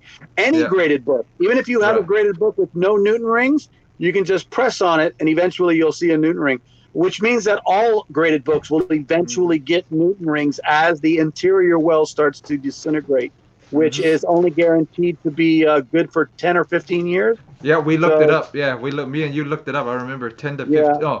Oh no, I think it was 7. Something like 7. Yeah, I think it was 7 to 8 or something like that. Yeah, they recommend to re-slab every 7 to 8 years, I think. Yeah. Mm-hmm. So you don't have to do that with CBCS, and I don't think you'd see the Newton rings with CBCS because they use different plastics. Well, however, they are using new plastics now, so I can't say for sure what the new plastics offer versus their previous. Actually, Randall, do you have a connection to CBCS anymore? Do you submit? Anybody know that submits to CBCS? Do I? I mean, I know one of the guys who has become sort of a manager at CBCS. He moved out to Texas. Daryl Hayden. He's part of some of the CBCS Facebook groups. He's very active in there. So when people have a question or concern, he's very good at answering people's questions and helping them out. So that would be my top choice person to speak with is Daryl Hayden. He's one of the best guys to speak with over at CBCS. But do you know any Tampa stores that submit to CBCS instead of CGC? Oh, no. Not that I'm aware of, no. Oh, you know what? No, there's, what's his name? Brian Weeks. He's part of the Alpha Omega slabbing. I think that they also submit to CBCS as well, I think. So I would speak to those guys. Those guys are good. I like them. All right. Because I do have a vintage comic with an autograph on it that I would like to get certified, and I want to see how the whole process is with CBCS, and I would like to experiment. Plus, I'd like to see what their new cases are like. So it would be nice to get a good sample of it. So it's going to take a little bit because Jim, Boatwright had submitted his, and it took freaking forever for them to It's okay. submit the. I'm Yeah. not a rushy guy. I'm a very patient guy. It doesn't matter. Yeah. Okay. I'd be happy to. The cool thing that they're doing now, because before verified signatures used to be a red label, but now with Beckett making the changes, Beckett basically is like they're doing away with red labels. So anything and everything with the signature, whether it's a verified signature or a witness signature, it's going to get a yellow label. Oh, good. Okay. That's cool. So now at least everything across the board is it's a yellow label. So. Yeah, absolutely. I just think it would be a good experience to see what it's like to submit it and see what happens. Well, you should submit it, and then after you submit it, you should pop back on the show and say what your experience was like. Absolutely. Absolutely. Yeah, we can do an unboxing if you would. I will say this. I mean, their turnaround time has to be better now than it was before because I hope so. There hasn't been any conventions. Right. So they usually get backed up because of conventions. But now, because there hasn't been any conventions, I think there's been a couple private signings, but I just don't know. I really don't. Unfortunately, I don't really speak to a lot of the guys because once everybody kind of moved to Texas, it's like you rarely hear from them. I got an exclusive for you, Jeff. You want an exclusive on this show? Yeah, why not? Hold on. Well, only the 2 people that are watching are gonna get the exclusive. Well, that and all the other people that watch the episode later. Yeah. Give me a second. It's the Extreme Nerd Table first. It's the Extreme Nerd Table hot take. Here is an Extreme Nerd Table hot take.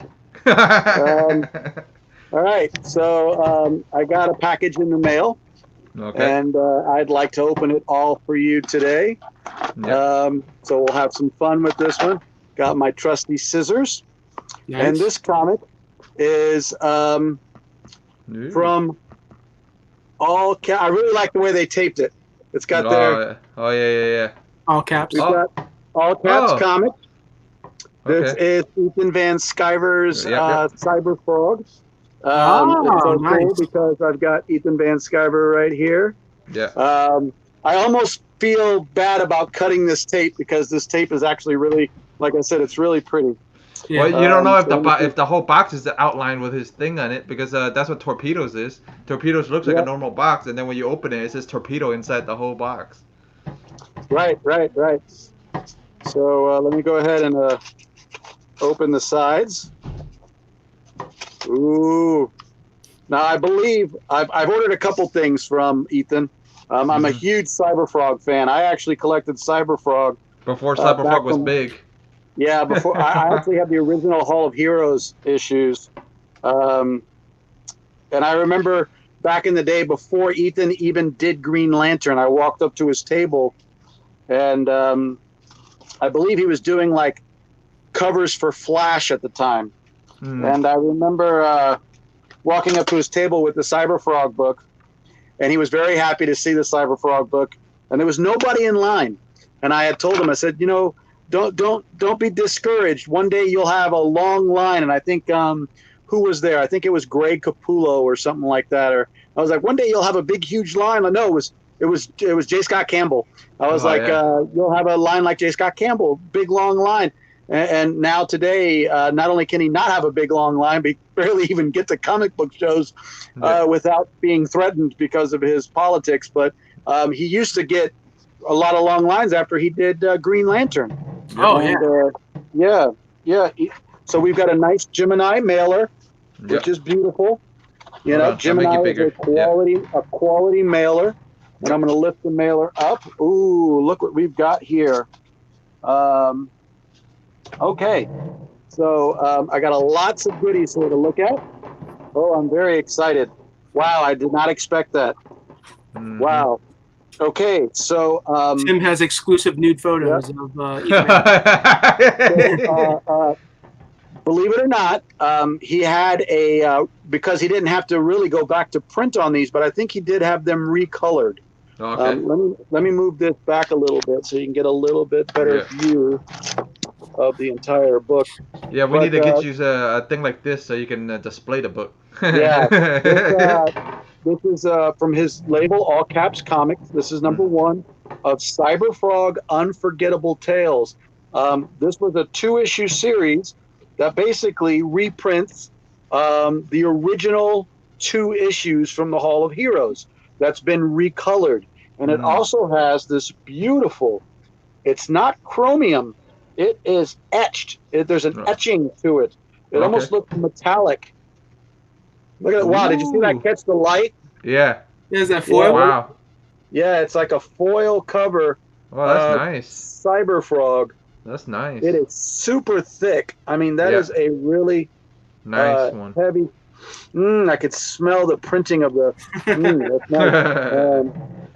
I don't know if you guys can see that, but that is we can see the Cyberfrog in it when it hits the light. Yeah. That is just a gorgeous book. And it's got some beautiful blues and some greens with this nice gold label of Cyberfrog across the top. Yeah. I mean, we see you the can gold. see Yeah. that. Yeah. It we can is see a little bit of it. Yeah. And that's issue 1 of Unforgettable Tales. Right. And then we've got issue 2, which is also a metallic cover. Well, we can see that one a little better. Yeah. Sorry, guys. You're good. Sorry. I wish I had a flashlight that I can, We'll get you better light. Yep. But that is another cool book. So you got 2 books. And we've got a bag full of goodies. Everything has been bagged and boarded with some nice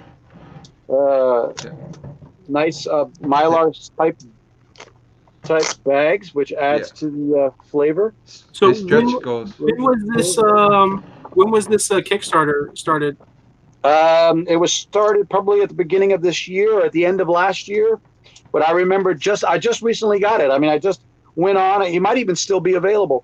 And believe it or not, it was only $20. Nice. Oh yeah. Because it was previously published material, he didn't have to draw it again. He already had it. It comes with a nice Cyberfrog.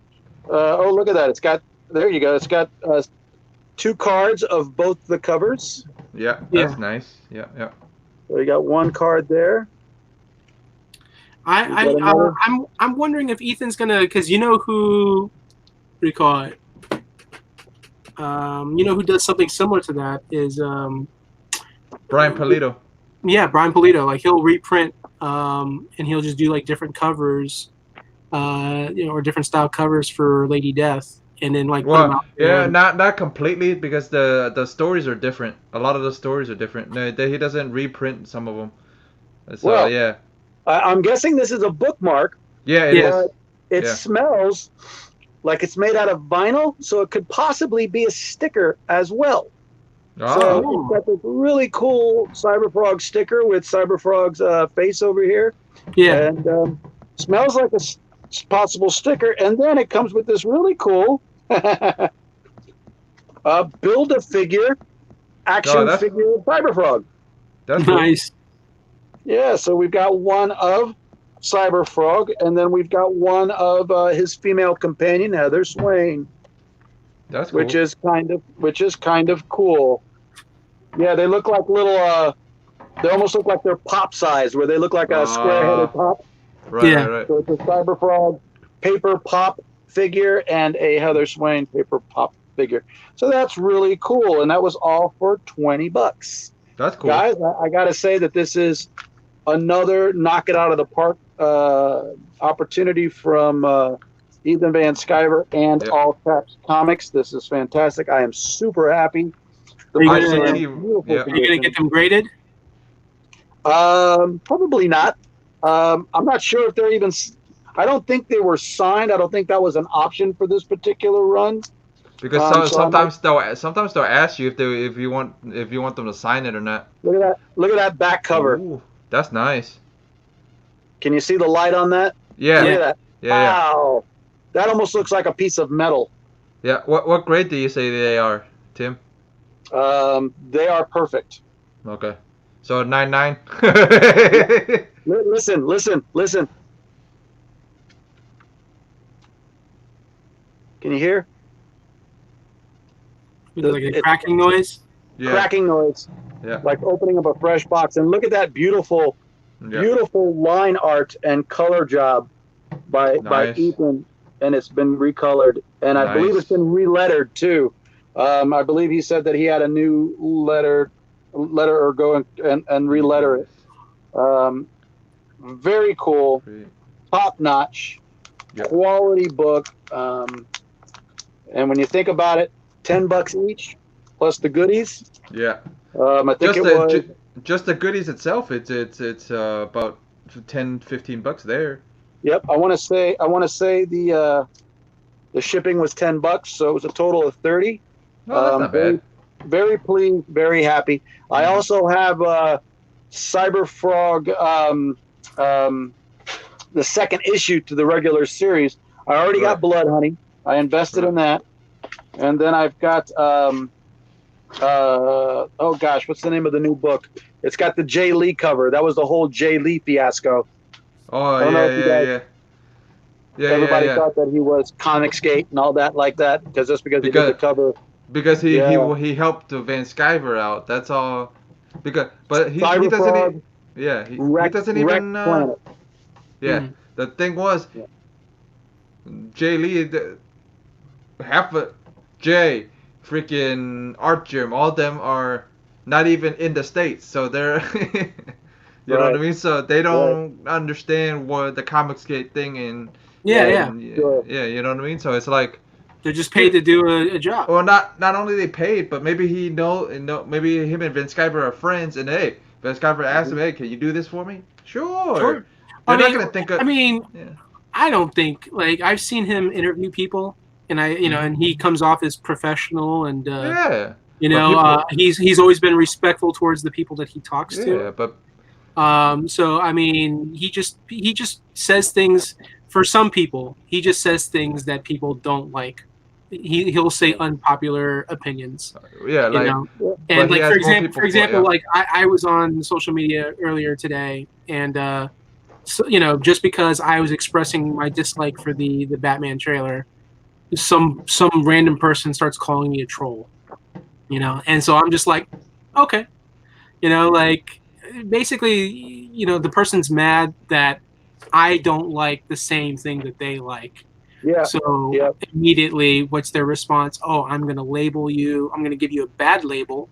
I'm going to, make you look bad. And I'm just going to be like, you're a troll. He was saying stuff like, nobody cares what you think, And it's like, I hate when people make comments like that because it's like, how can you speak on behalf of everybody? Right. When you probably don't even know everybody. Right. Like to me, you're out of line for saying that. But at the same time, I'm not offended. I just shrug it off. I'm like, okay, whatever. And then ultimately one guy was saying, well, how can you not like the movie without seeing the movie? And I'm like, fair enough. But at the same time, I'm like, how can you like a movie without seeing it? It works both ways. If you're going to tell me that, oh, you can't say that you think the movie's bad. Well, then that means I can say that you can't say that the movie looks good without seeing it, Right. The other thing I wanted to talk about was what was it? That they're coming back with where's Static originally from? Milestone. Milestone Comics. Milestone. Yeah. I always wanted you to talk to you guys about Milestone too. So here's the sad thing. Milestone was supposed to make a return way back when Dan Didio was still part of DC. Dan was helping getting that established. But unfortunately, there was a lawsuit between Dwayne McDuffie's wife and the rest of everyone else that's trying to get Milestone started. So once the lawsuit was settled, once everything kind of got settled and everything got straightened out, then they could move forward. And then that's when DC's like, great, you guys have everything worked out? Cool. Let's make some Milestone comics. Right. Which I'm very excited for because those are a lot of great characters. Yeah, I think the first Static was pre-sold online, and what I hear, it got sold out already. The first Static. Yeah. I'll tell you right now, if you're one of those collectors, Static, get the first appearance of Static now because they just announced that they're going to make Static into a movie. Right. So anytime a character gets announced, they're going to get their own movie, expect the first appearance to go up in value, go up in price. So yeah, now's the time to do it now, because there's still people that think that no, the movie's not happening. Like there's not like there's not even casting confirmed or director confirmed or anything like that. So it's still in those early stages. But once they start hiring people, once it's more, the big thing is that people don't understand. They should pick up a book when it's cheap. Before they put the producer on, before they put all those people on, because you would want to pick it up for cheaper, and then when the producers and all that money, and then look at Dwayne Johnson when he announced the Black Adam movie, Hawkman. You got Hawkman, Dr. Fate, Atom Smasher, and I forget the fourth character, but I think she appeared in not more recent issues, but when Jeff Johns was doing the second JSA run, and when and then Brad Meltzer was doing JLA. Cyclone, like supposed to be like Red Tornado's daughter or something like that, or I forget. Anyways, she's supposed to be in the movie.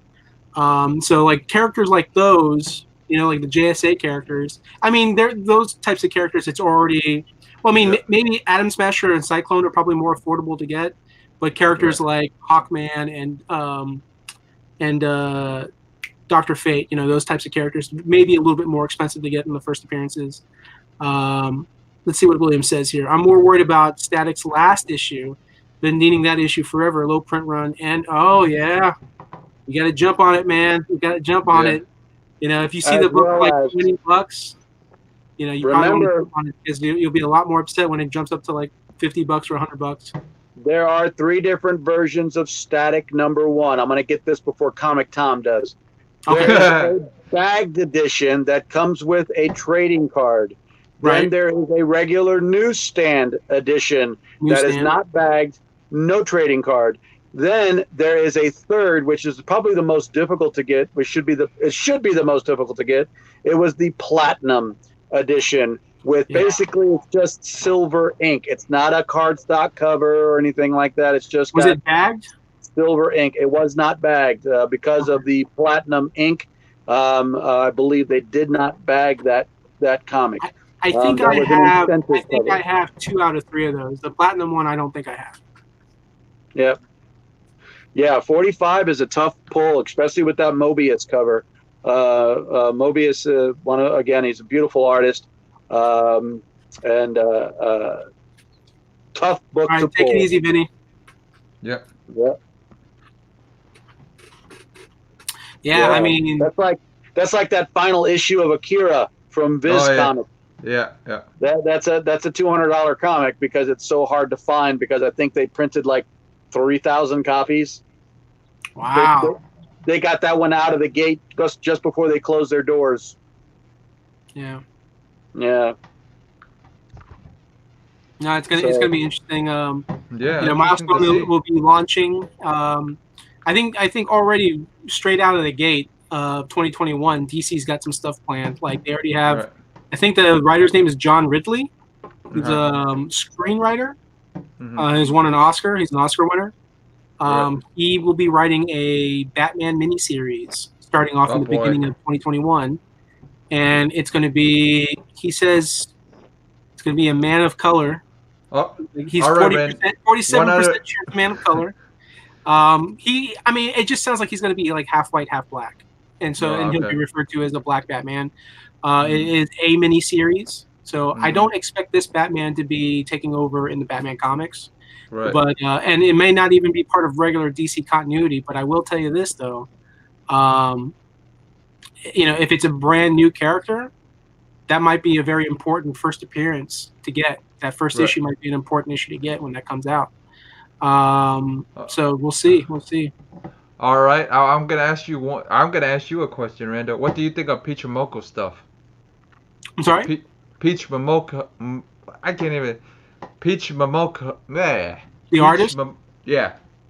Oh, I mean, I'm not like a hardcore fan, but I'm just curious what you thought of her work, anyways, yeah.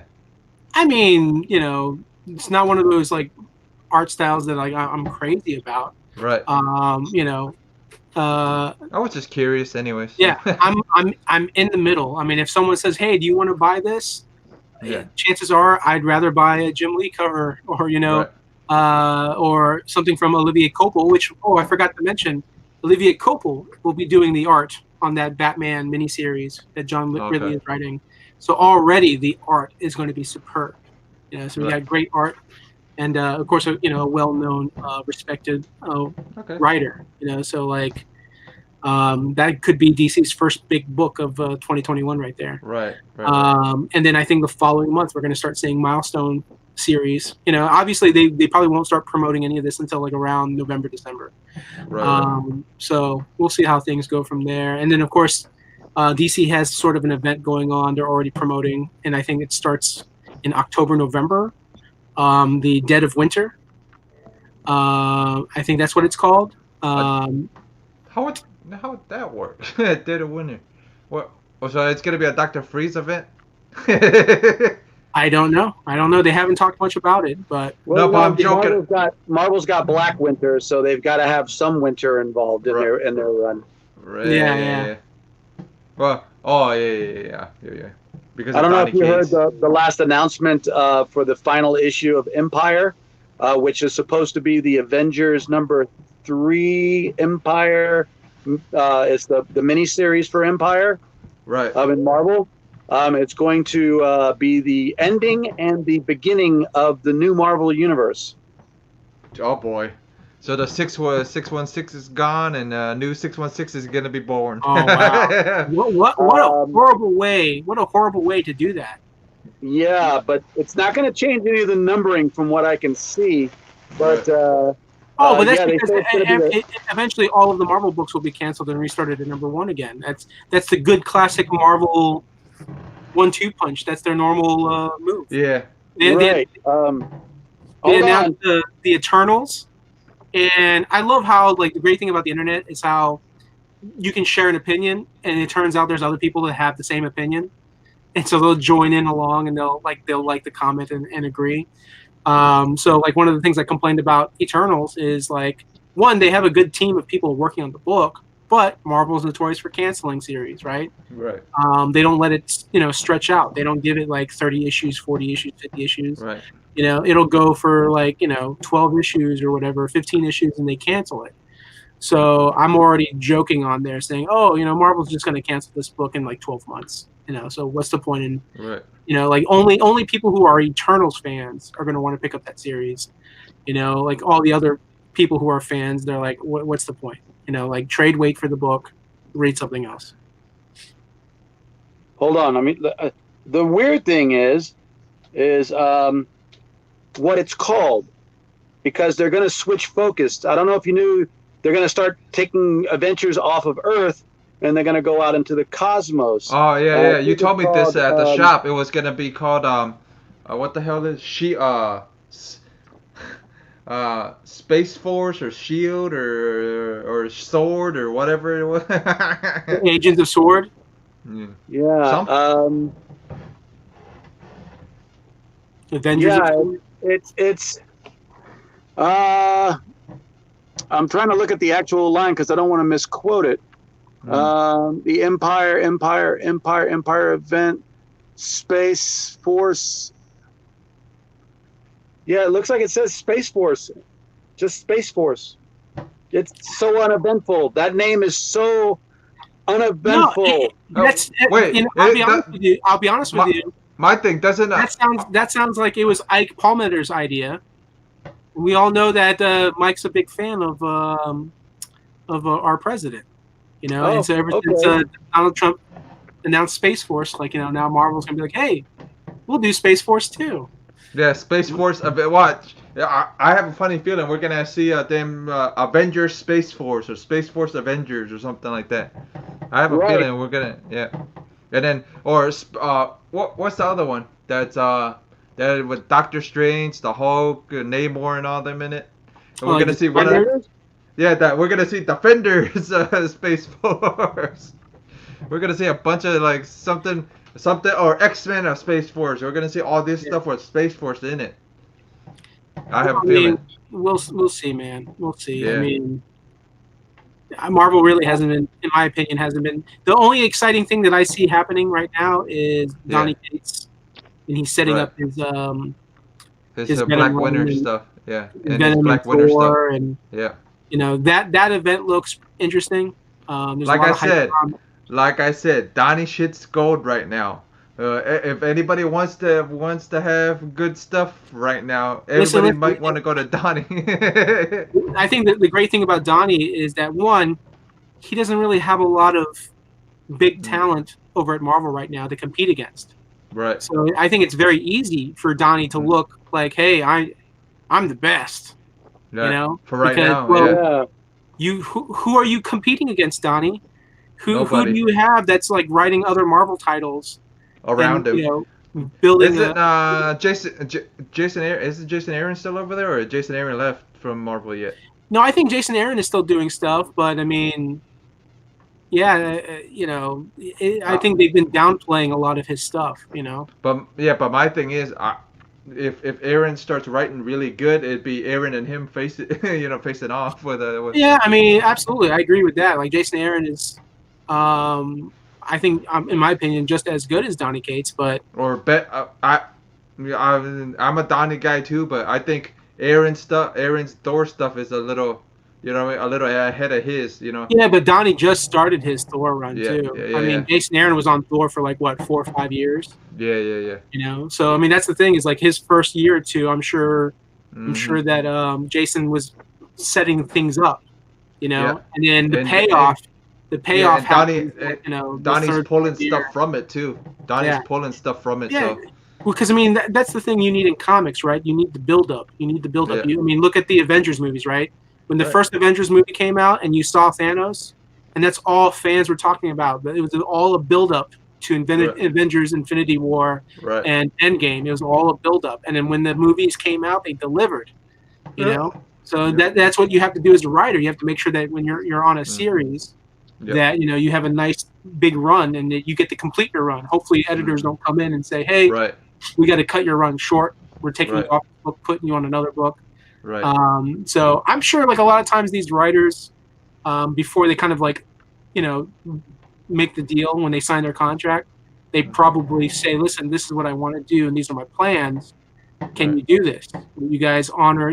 So it all depends on what's written in their contract. But yeah, I mean, there's so many like writers and artists working at Marvel right now. Like I don't even recognize their names. Yeah. I don't know who they are. And I probably would know who they are if Marvel gave them a chance to write more eventful type books and like bigger characters. Marvel's just putting out so many books, man. So many books and so many like bland stories. I think so many bland. There's supposed to be a shock ending to Empire 4. Right. Supposedly a character, something about a character, something. I'm not gonna say everything. There's been a book that's been added. It's called Empire's End, and it's going to be a bridge to the Venom storyline, which is the Black King. Yeah. Oh yeah. That's why that's what I'm saying. That's Donnie's thing, right? I think that they're looking at the current story arc, right? The current event book that they have, and they realize that there's not a lot of people going crazy over the event book. There's not a lot of people that are excited or, the excitement started off because of Al Ewing, and people were like, oh, we really love what he's done on the Hulk book, right? Right. And then, but the problem is I've even talked to a couple fans online that are like, yeah, I like Al Ewing. I like the Hulk book. He's like, I'm reading the Avengers Empire series, and it just doesn't have the same feel, doesn't have the same energy. It's not as good as the Hulk. And people are saying it's the book is like almost like not even a whole event. It's like a event holder for another big event. Yeah, like a pre-event. Yeah. It's like watching a pre-game. Yeah. Or watching or watching the small clip movie before the movie. Yeah. I hate to say it too, but you know what? The other problem that Marvel does is they like to stretch out these events. They like to try to make it like 8 or 9, 10 issues.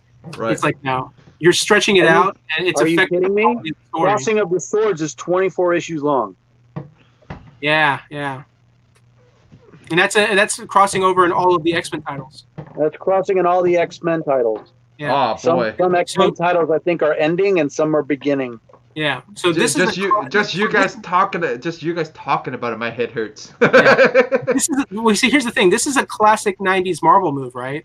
Yeah. The only good thing about them doing this is it's to get other readers who don't normally read other X-Men titles. Yeah, but don't Check out forget these titles and read them. the 90s kids are now adults, so Yeah. they don't remember. So now it's just repeating itself. Well, the other Marvel. problem too is when you do this, when your comics are too expensive, it's not worth doing. Right. You know, so when Marvel's like selling $4 or $5 per issue, and you make it a 24 issue crossover, you know, it's just too much. It's too much, and it's not worth it. It's not worth the cost. Leave it up to Marvel to fill the vacuum when DC is reducing their line. Mhm. Yeah, well, you see, this is why I'm excited about what DC's doing, because they're literally copying Boom's playbook. You know, Boom's playbook flat out said, "Listen, more of our books have been ordered, and like our sales are actually improving. We don't put out as many titles, but the reason our orders are going up is because we're putting out quality stories. You put out quality stories, you put out good books, people will order more." And so Sure. I think that's what DC is doing. They're looking at what Boom is doing, and they say we need to do the same thing. So we're going to cut down the titles that we have. Wait, And is Power Rangers what, Boom or IDW? Power Rangers is Boom. Okay, yeah. See, so Tim was on Power Rangers way before everybody else was, and Yep. now look at Power Rangers. Power Rangers is everybody wants it because of Lord Draken and the Power Ranger Slayer and all this other stuff. One of the biggest names and Boom to get success and to move from that success to the big two is Dan Mora. Mhm. You know, like Dan, they put him on Power Rangers when Power Rangers started. Mhm. You know, he's a fantastic artist. You know, and now you see him. He's starting to do covers with DC. I've seen him do covers for Marvel. He's inching his way over to the big two. You know, but he still does things for Boom, because the great thing about Dan is that he really appreciates what Boom did for him in his career. So Yeah. to reciprocate the love and respect that he has for that company, he still continues to do books with them. You know, so. And that goes to show you that Boom is a very good publisher. They take care of their people. So that's what you need. You need good editors. You need good writers. You need good publishers. That are like running the. And I think it's much easier for them to do that because they're not putting out 30, 40, 50, 60 books. Right. And then not to mention their goal is to improve their sales. So like Power Rangers, they got a lot of my money when they were doing those foil covers. I was just like, son of a bitch, I gotta get all these foil covers, Yeah. I got into Boom back when they first started publishing, and they published Die Hard Year One. Yeah. And there was the They were early doing adventures licensing books, right? with Don McLean, and he actually had hair, so I thought that was kind of fun. And then from there, I went and I got the Anchor, which was kind of an homage to like Hellboy, which was a decent story. Yeah. I think it was Phil Hester that did the Anchor. Yeah, and the other good book that's coming out of there is Once and Future. That's Once and Future is really. Well, the great thing is, I think the success that Boom has had with Power Rangers, because they made a lot of money off of the Power Rangers comics. Yeah. I think the success that they had with Power Rangers, they took that money, they reinvested it, and they started pulling in some more talent. To do books like the Once and Future, and they still plan to do more. And not to mention, they have a division now that's focused on making film and television. So they already have like a couple properties that are going to soon be turned into TV shows and movies. I wouldn't mind seeing Once and Future, and I wouldn't mind seeing Once and Future as a TV thing. Yeah. And Bone Parish. Yeah. Bone Parish was from them too. Something is killing the children. Yeah, something's killing the children too. I think in the next 5 years, I think Boom is going to surpass IDW unless IDW does something really big to really change their. I think they already have. You think they're already past IDW? I think they've already passed Dynamite and IDW. I think they're right now competing with Dark Horse, and Dark Horse has not put anything out. No. than the last four. Oh, like Marvel they Marvel said is maybe little by little Alien. taking everything away from Dark Horse because now that Disney owns Fox, Fox is and of course they own Marvel as well. They're like, hey, Aliens and Predator comics, that's done through Dark Horse. So they're like, guess what? We own these properties now, so we're gonna have Marvel Comics start doing Aliens and Predator. Dude, comics. that's gonna be hell of weird for them to do Predator and because I'm just saying if it's Disney, if it's Disney them doing it, Disney's gonna try to say, but Alien's gonna be spitting flowers or something instead of acid. You know what I mean? But I'm saying You're talking about the new Xenomorph Disney princess. Yeah, pretty much. That's what's gonna end up happening. Turning the queen into a xenomorph queen into a damn princess. You know what I mean? I hate to agree with Jeff, but I think he's right. I can see Disney doing that totally. Well, you see, here's the thing: Disney owns Fox, and so Fox is still its own. Let me rephrase that. They own 20th Century. For right now, yeah. No. But for right, they no longer call them Fox. Like the movie studio used to be known as 20th Century Fox. They removed the Fox name. William, yes, they were. Irredeemable and Indestructible were both Boom books as well. Yeah. Those two books good. actually really helped Boom out a lot too, because people were always talking about how great those series were, and those were probably two of the top selling Boom books. Yep. Like I said, once Boom got Power Rangers, it just blew up their publishing. But I mean, just the guys that run Boom, like I see them on Facebook and I see the way they talk, and it's like, they basically have flat out said, this is our strategy for, selling comics and increasing sales and building the brand and building the publisher. And they've flat out said, this works. Like we don't need to put out 100 comics or 150 comics to make money. We just put out a certain amount of titles and we make sure it's good quality, and we see a bump in sales, especially in graphic novel sales, because graphic novel sales are like the biggest sales of comics now compared to single issues. Oh, right on. Yeah. Boom also produced a story, I think it lasted 12 issues, of Elric, of Melniboné. And that was my first introduction to Mattina covers, because Mattina was doing the Virgin covers for those, and those were hard to find. And beautiful artwork on those covers. It fit the storyline perfectly. Yeah, but the only thing, like, I was just thinking when you guys said they surpassed Dynamite, but only thing Dynamite has is Vampirella, is Red Sonja, and it's and now they're crossing over Red Sonja with Mars Attacks. So that's gonna be interesting to see how this is gonna be explained. I mean, I haven't seen Dynamite get any new properties, or I haven't seen them create anything new. They're just kind of just whatever properties that they have. But don't get me wrong, the Christopher Caprice run on Vampirella is not bad, but it took a little bit for it to pick up steam, because he's a Caprice is a long term guy. He's not a he's you know what I mean. So they still have Terminator, I think. Yeah, the sad thing is, I think it's really hard for Dynamite to really expand and get more talent, because I've been hearing rumors. Yeah, they're bad. They're not a good publisher. That's what I heard. Well, yeah, they're not paying some people, or they're waiting too long to pay them. Yeah, you have creators. You have creators. Huh? Mm-hmm. They're in financial duress.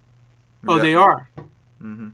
Yeah, so who knows how much longer Dynamite will be around. Well, you guys remember, I told you guys before that I think Vampirella has a little curse behind her, and every publishing company that owns her has gone either bank, because I read up on what happened to Warren, and I read up what happened to Harris, and both of them were bankrupt before before they could come up with the but last I mean, issue. the sad thing about that though is, like, there's been dozens of small publishers. I know, but I'm just joking around, like saying, there might be a little bit of something behind her if you think about it. Because every time she moves publishers, they always go into some type of duress, or they're always either in Yeah. You can actually connect her to Event Comics as well, because I think she had a crossover with Event Comics with Joe Quesada's Event Comics, because Jimmy Palmiotti and Amanda Connor were on Event Comics, and I think there was a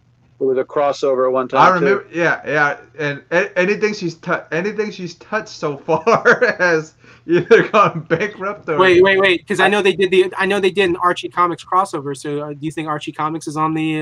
No, I think Archie's pretty strong right now. Yeah. Fact, but I'm just saying, doing the best they've ever done. Yeah, all the weaker companies, you know what I mean? Or I'm just joking around, like saying it's kind of funny that if you read up on her history, every main company that's had her has gone into some type of duress. Well, I mean, who actually owns Vampirella? Vampirella was Warren Comics actually owned her originally. Warren Publishing actually owned her originally. Yeah. And it was owned by Ackerman, wasn't it? Yeah. Because there has to be somebody or some small company that owns Vampirella.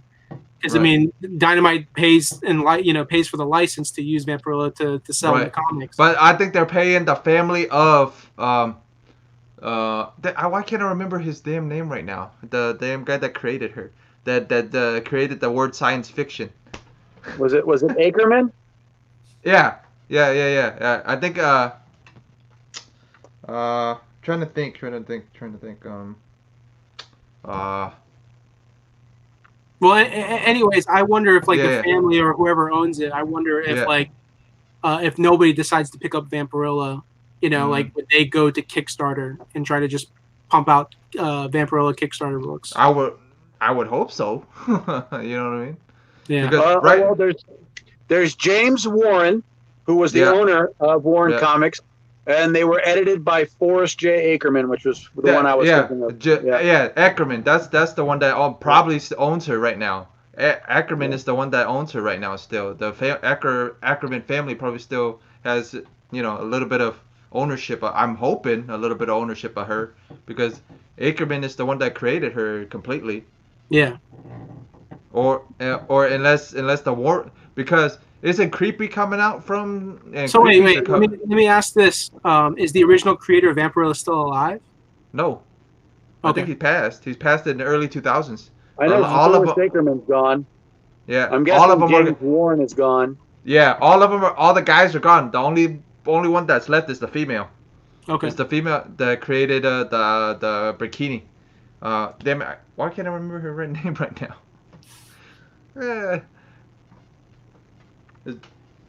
Was it Gloria Steinman? No. It's because it was Frazetta and her that talked to came up with the idea, because what was it because Frazetta was gonna have her naked in the first issue, like the first of this one, that she was gonna be completely nude on the cover. Mm-hmm. But the lady says you might want to put something on her, like a bikini or something on her, like an outfit on her. So that's I just can't remember what the hell her name was. But she's still she's the only one that's still alive in the whole group, I think. That's the creators out of the creators. Well, anyways, I mean, we'll see. We'll see what happens to Dynamite. I think Boom's going to continue doing well. But Image, I've seen them on what was it? Indiegogo, because them and Perillo came out with a Red Sonja cover, and they're on and a Vampirella cover, and they're on Indiegogo. Yeah. So Marvel, I think, will continue doing what they're doing, which is oversaturate their books, and it won't be quality books. And then DC's probably going to try to do quality, but I'm hoping they try to do quality this time. Well, I mean, the fact that they won, I think, just between the announcement of Milestone and of course the announcement with John Ridley doing his Batman book. Yeah. And not to mention, the smart thing too is making it a miniseries. So you don't have to worry about it continuously being ongoing. I think that's what they're doing too. They're just cutting back on a lot of their ongoing books. They're going to create more miniseries, and then obviously they're going to focus on graphic novel sales, the young adult graphic novels. The kids books. They're going to focus on that because they've been getting really good sales on those. So I think that's just the big thing with them is like, they need to be profitable. They need to make money. And then the more money they make and more success they have, then they can expand and they can start bringing back more single issues and hiring more people, having money for the Tim, talent. Trina Robbins. That's the lady's name. Trina Robbins. That's the only one that's still alive in the group of all the good people that created Vampirella.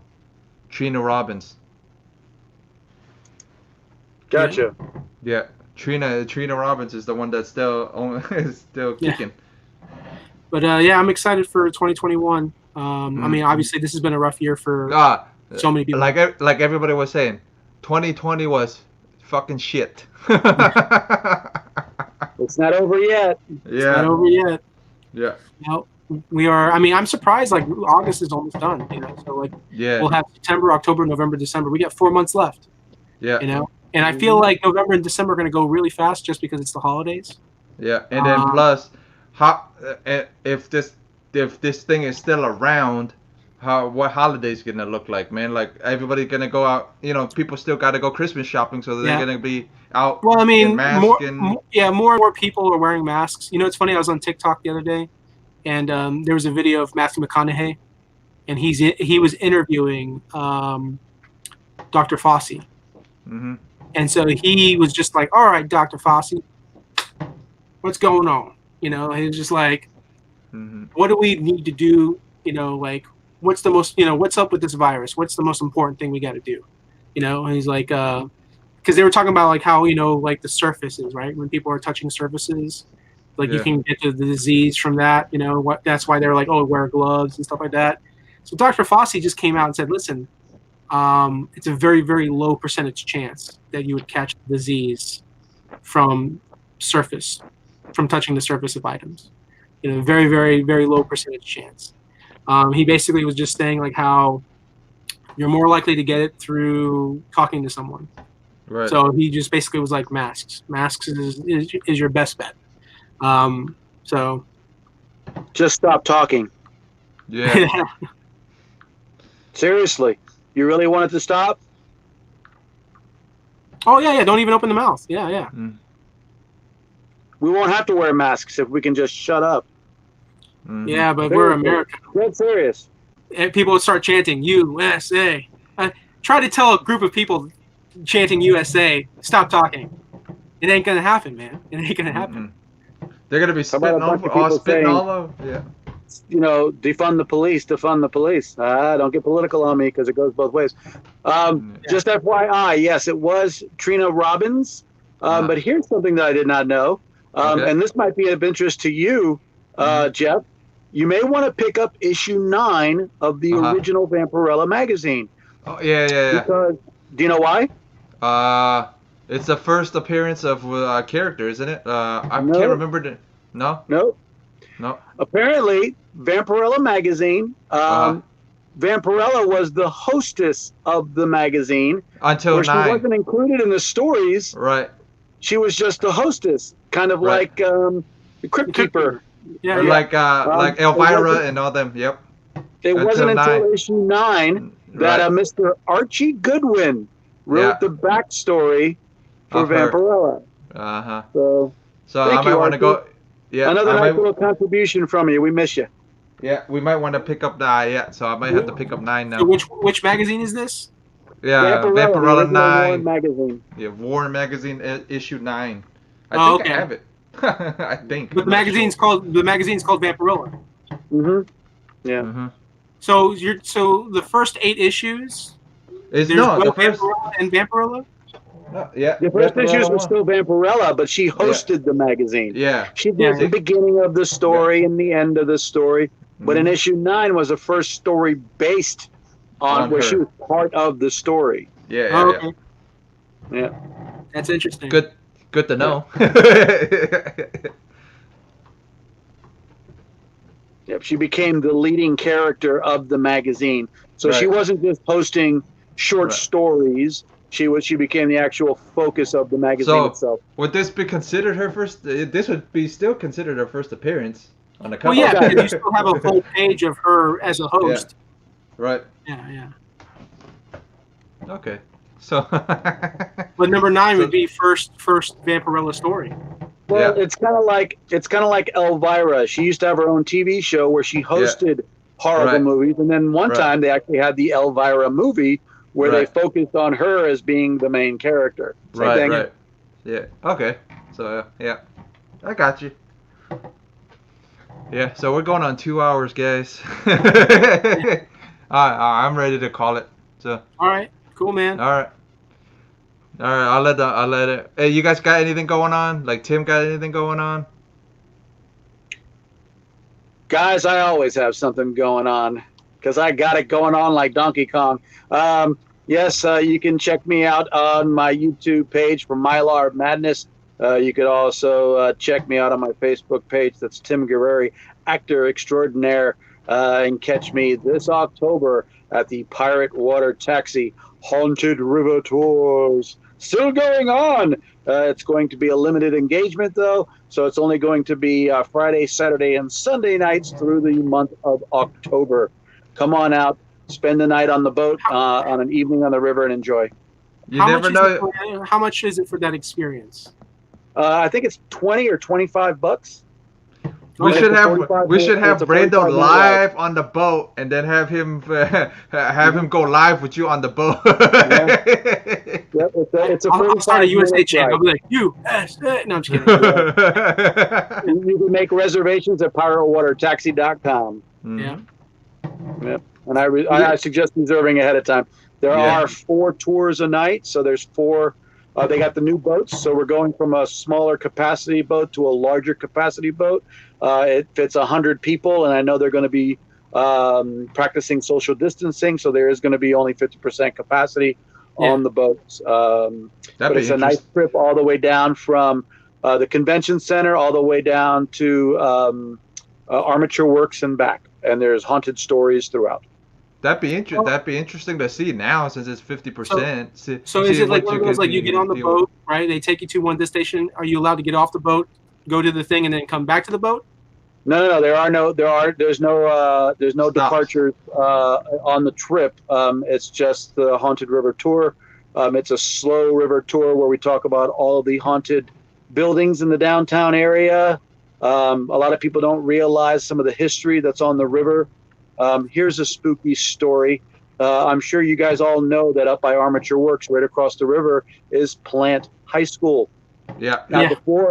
before that was a high school, that used to be a hospital. Oh boy. Okay, and in that that actually where the gym is at, where the Plant High School basketball gym is Yeah. where the not the mortuary, what is it called? The morgue. The morgue was, and there's actual spirits in the gym where people have encountered strange occurrences, cold spots in the gym, and a young teacher actually had suffered a heart attack in the gym, and she didn't die in the gym, but she did die underway traveling to the hospital when the school first reopened after they were rebuilt. So kind of cool, a lot of cool little different things. Yeah. And the hospital there that was on the river was one of the first hospitals that accepted people of all colors with no questions asked. So Oh, that's we were cool. it was a very progressive hospital. Yeah. That's I won't tell you why they shut down, because they had a very unique way of getting rid of the waste and the I can already from the hear. hospital. Let me guess. Something to do with the furnace and bodies. yeah, and a very accessible river to just float them out to sea.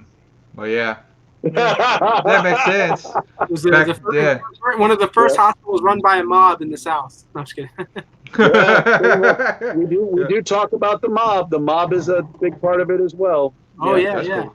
Can you imagine, like, Joe Pesci coming up and he's like, "Hey, friend, you don't look so good. You look a little sick. Let's come over here to this hospital. Get you checked out." And they're like, "Take care of this guy." Yeah. But, All right. yeah, come on out and join us. Thanks, Jeff. You're welcome. Let me tell them what I got going on, and we'll call it. All right, guys. All I got going on this week is Cantonese Comic Wednesdays, and an Extreme Nerd Table next week because I have to work Saturday, so it won't be anything with Robert. So, all right, guys, we'll check you guys later. Randall's got a chance. He's got a chance to tell him what he's doing. Yeah, what you doing? Man, I'm going to be working on those 3 Jokers books come Tuesday. I'll be very busy. But yeah, that's pretty much it for me. Like, Man, I can see you organizing because I see less and less diamond boxes behind you. So are we gonna be able to see all the movies behind you after next week? Yeah. Honestly, these diamond boxes are literally just filled with either figures that I want to keep or collectibles. So instead of just stuff piling up in the corner or whatever, I have them in boxes so I can stack the boxes. So I just need to pick a day where I can just open up the garage and move all the boxes in there. As you can see here, like I have my shelves right here, so I'm trying to put everything in order. So like business papers, banking papers, just trying to get organized. I think there's been a few times where this table was completely clear. So when the table was completely clear, I could just sit there and focus and work on stuff. I work better with more space and organization. Less clutter. More space, less clutter. When I feel like I'm being, caved in, I'm like, what do I do? What do I do? I just I slack off, and I want to go hardcore. I want to go hardcore, like with this business. And one of the biggest things to do, of course, is just to get organized. Get yourself an Instagram with your blank variant cover, and then start selling start doing Instagram lives and tell them you accept for PayPal and stuff. I'm just letting you know.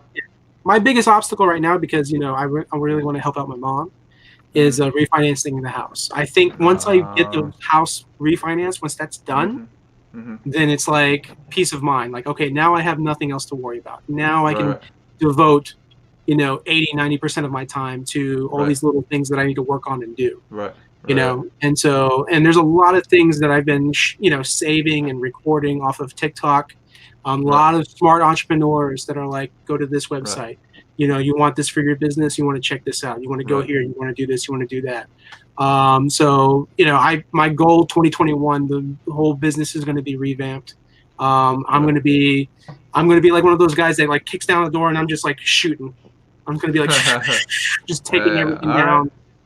So me and Tim are gonna hold you to it. Me and Tim are gonna hold you to it. 2021, the year that Randall rises.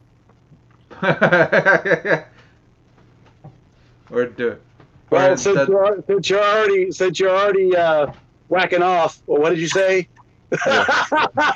Logging off. Signing off. I got you. I'm doing it right now. What did you say? You said something else. What was it that you said? Signing off. No. There you go. Yeah. Talking about Randall. Don't worry. In the 2021 is the year. That's the face. There you go. That's the face. When Randall rises, it's gonna be like Tim, like, oh my god. DC rises. DC Randall rises. What evil lurks in the hearts of men? The shadow knows. All right, we're calling it, guys. We'll see you guys later. All right.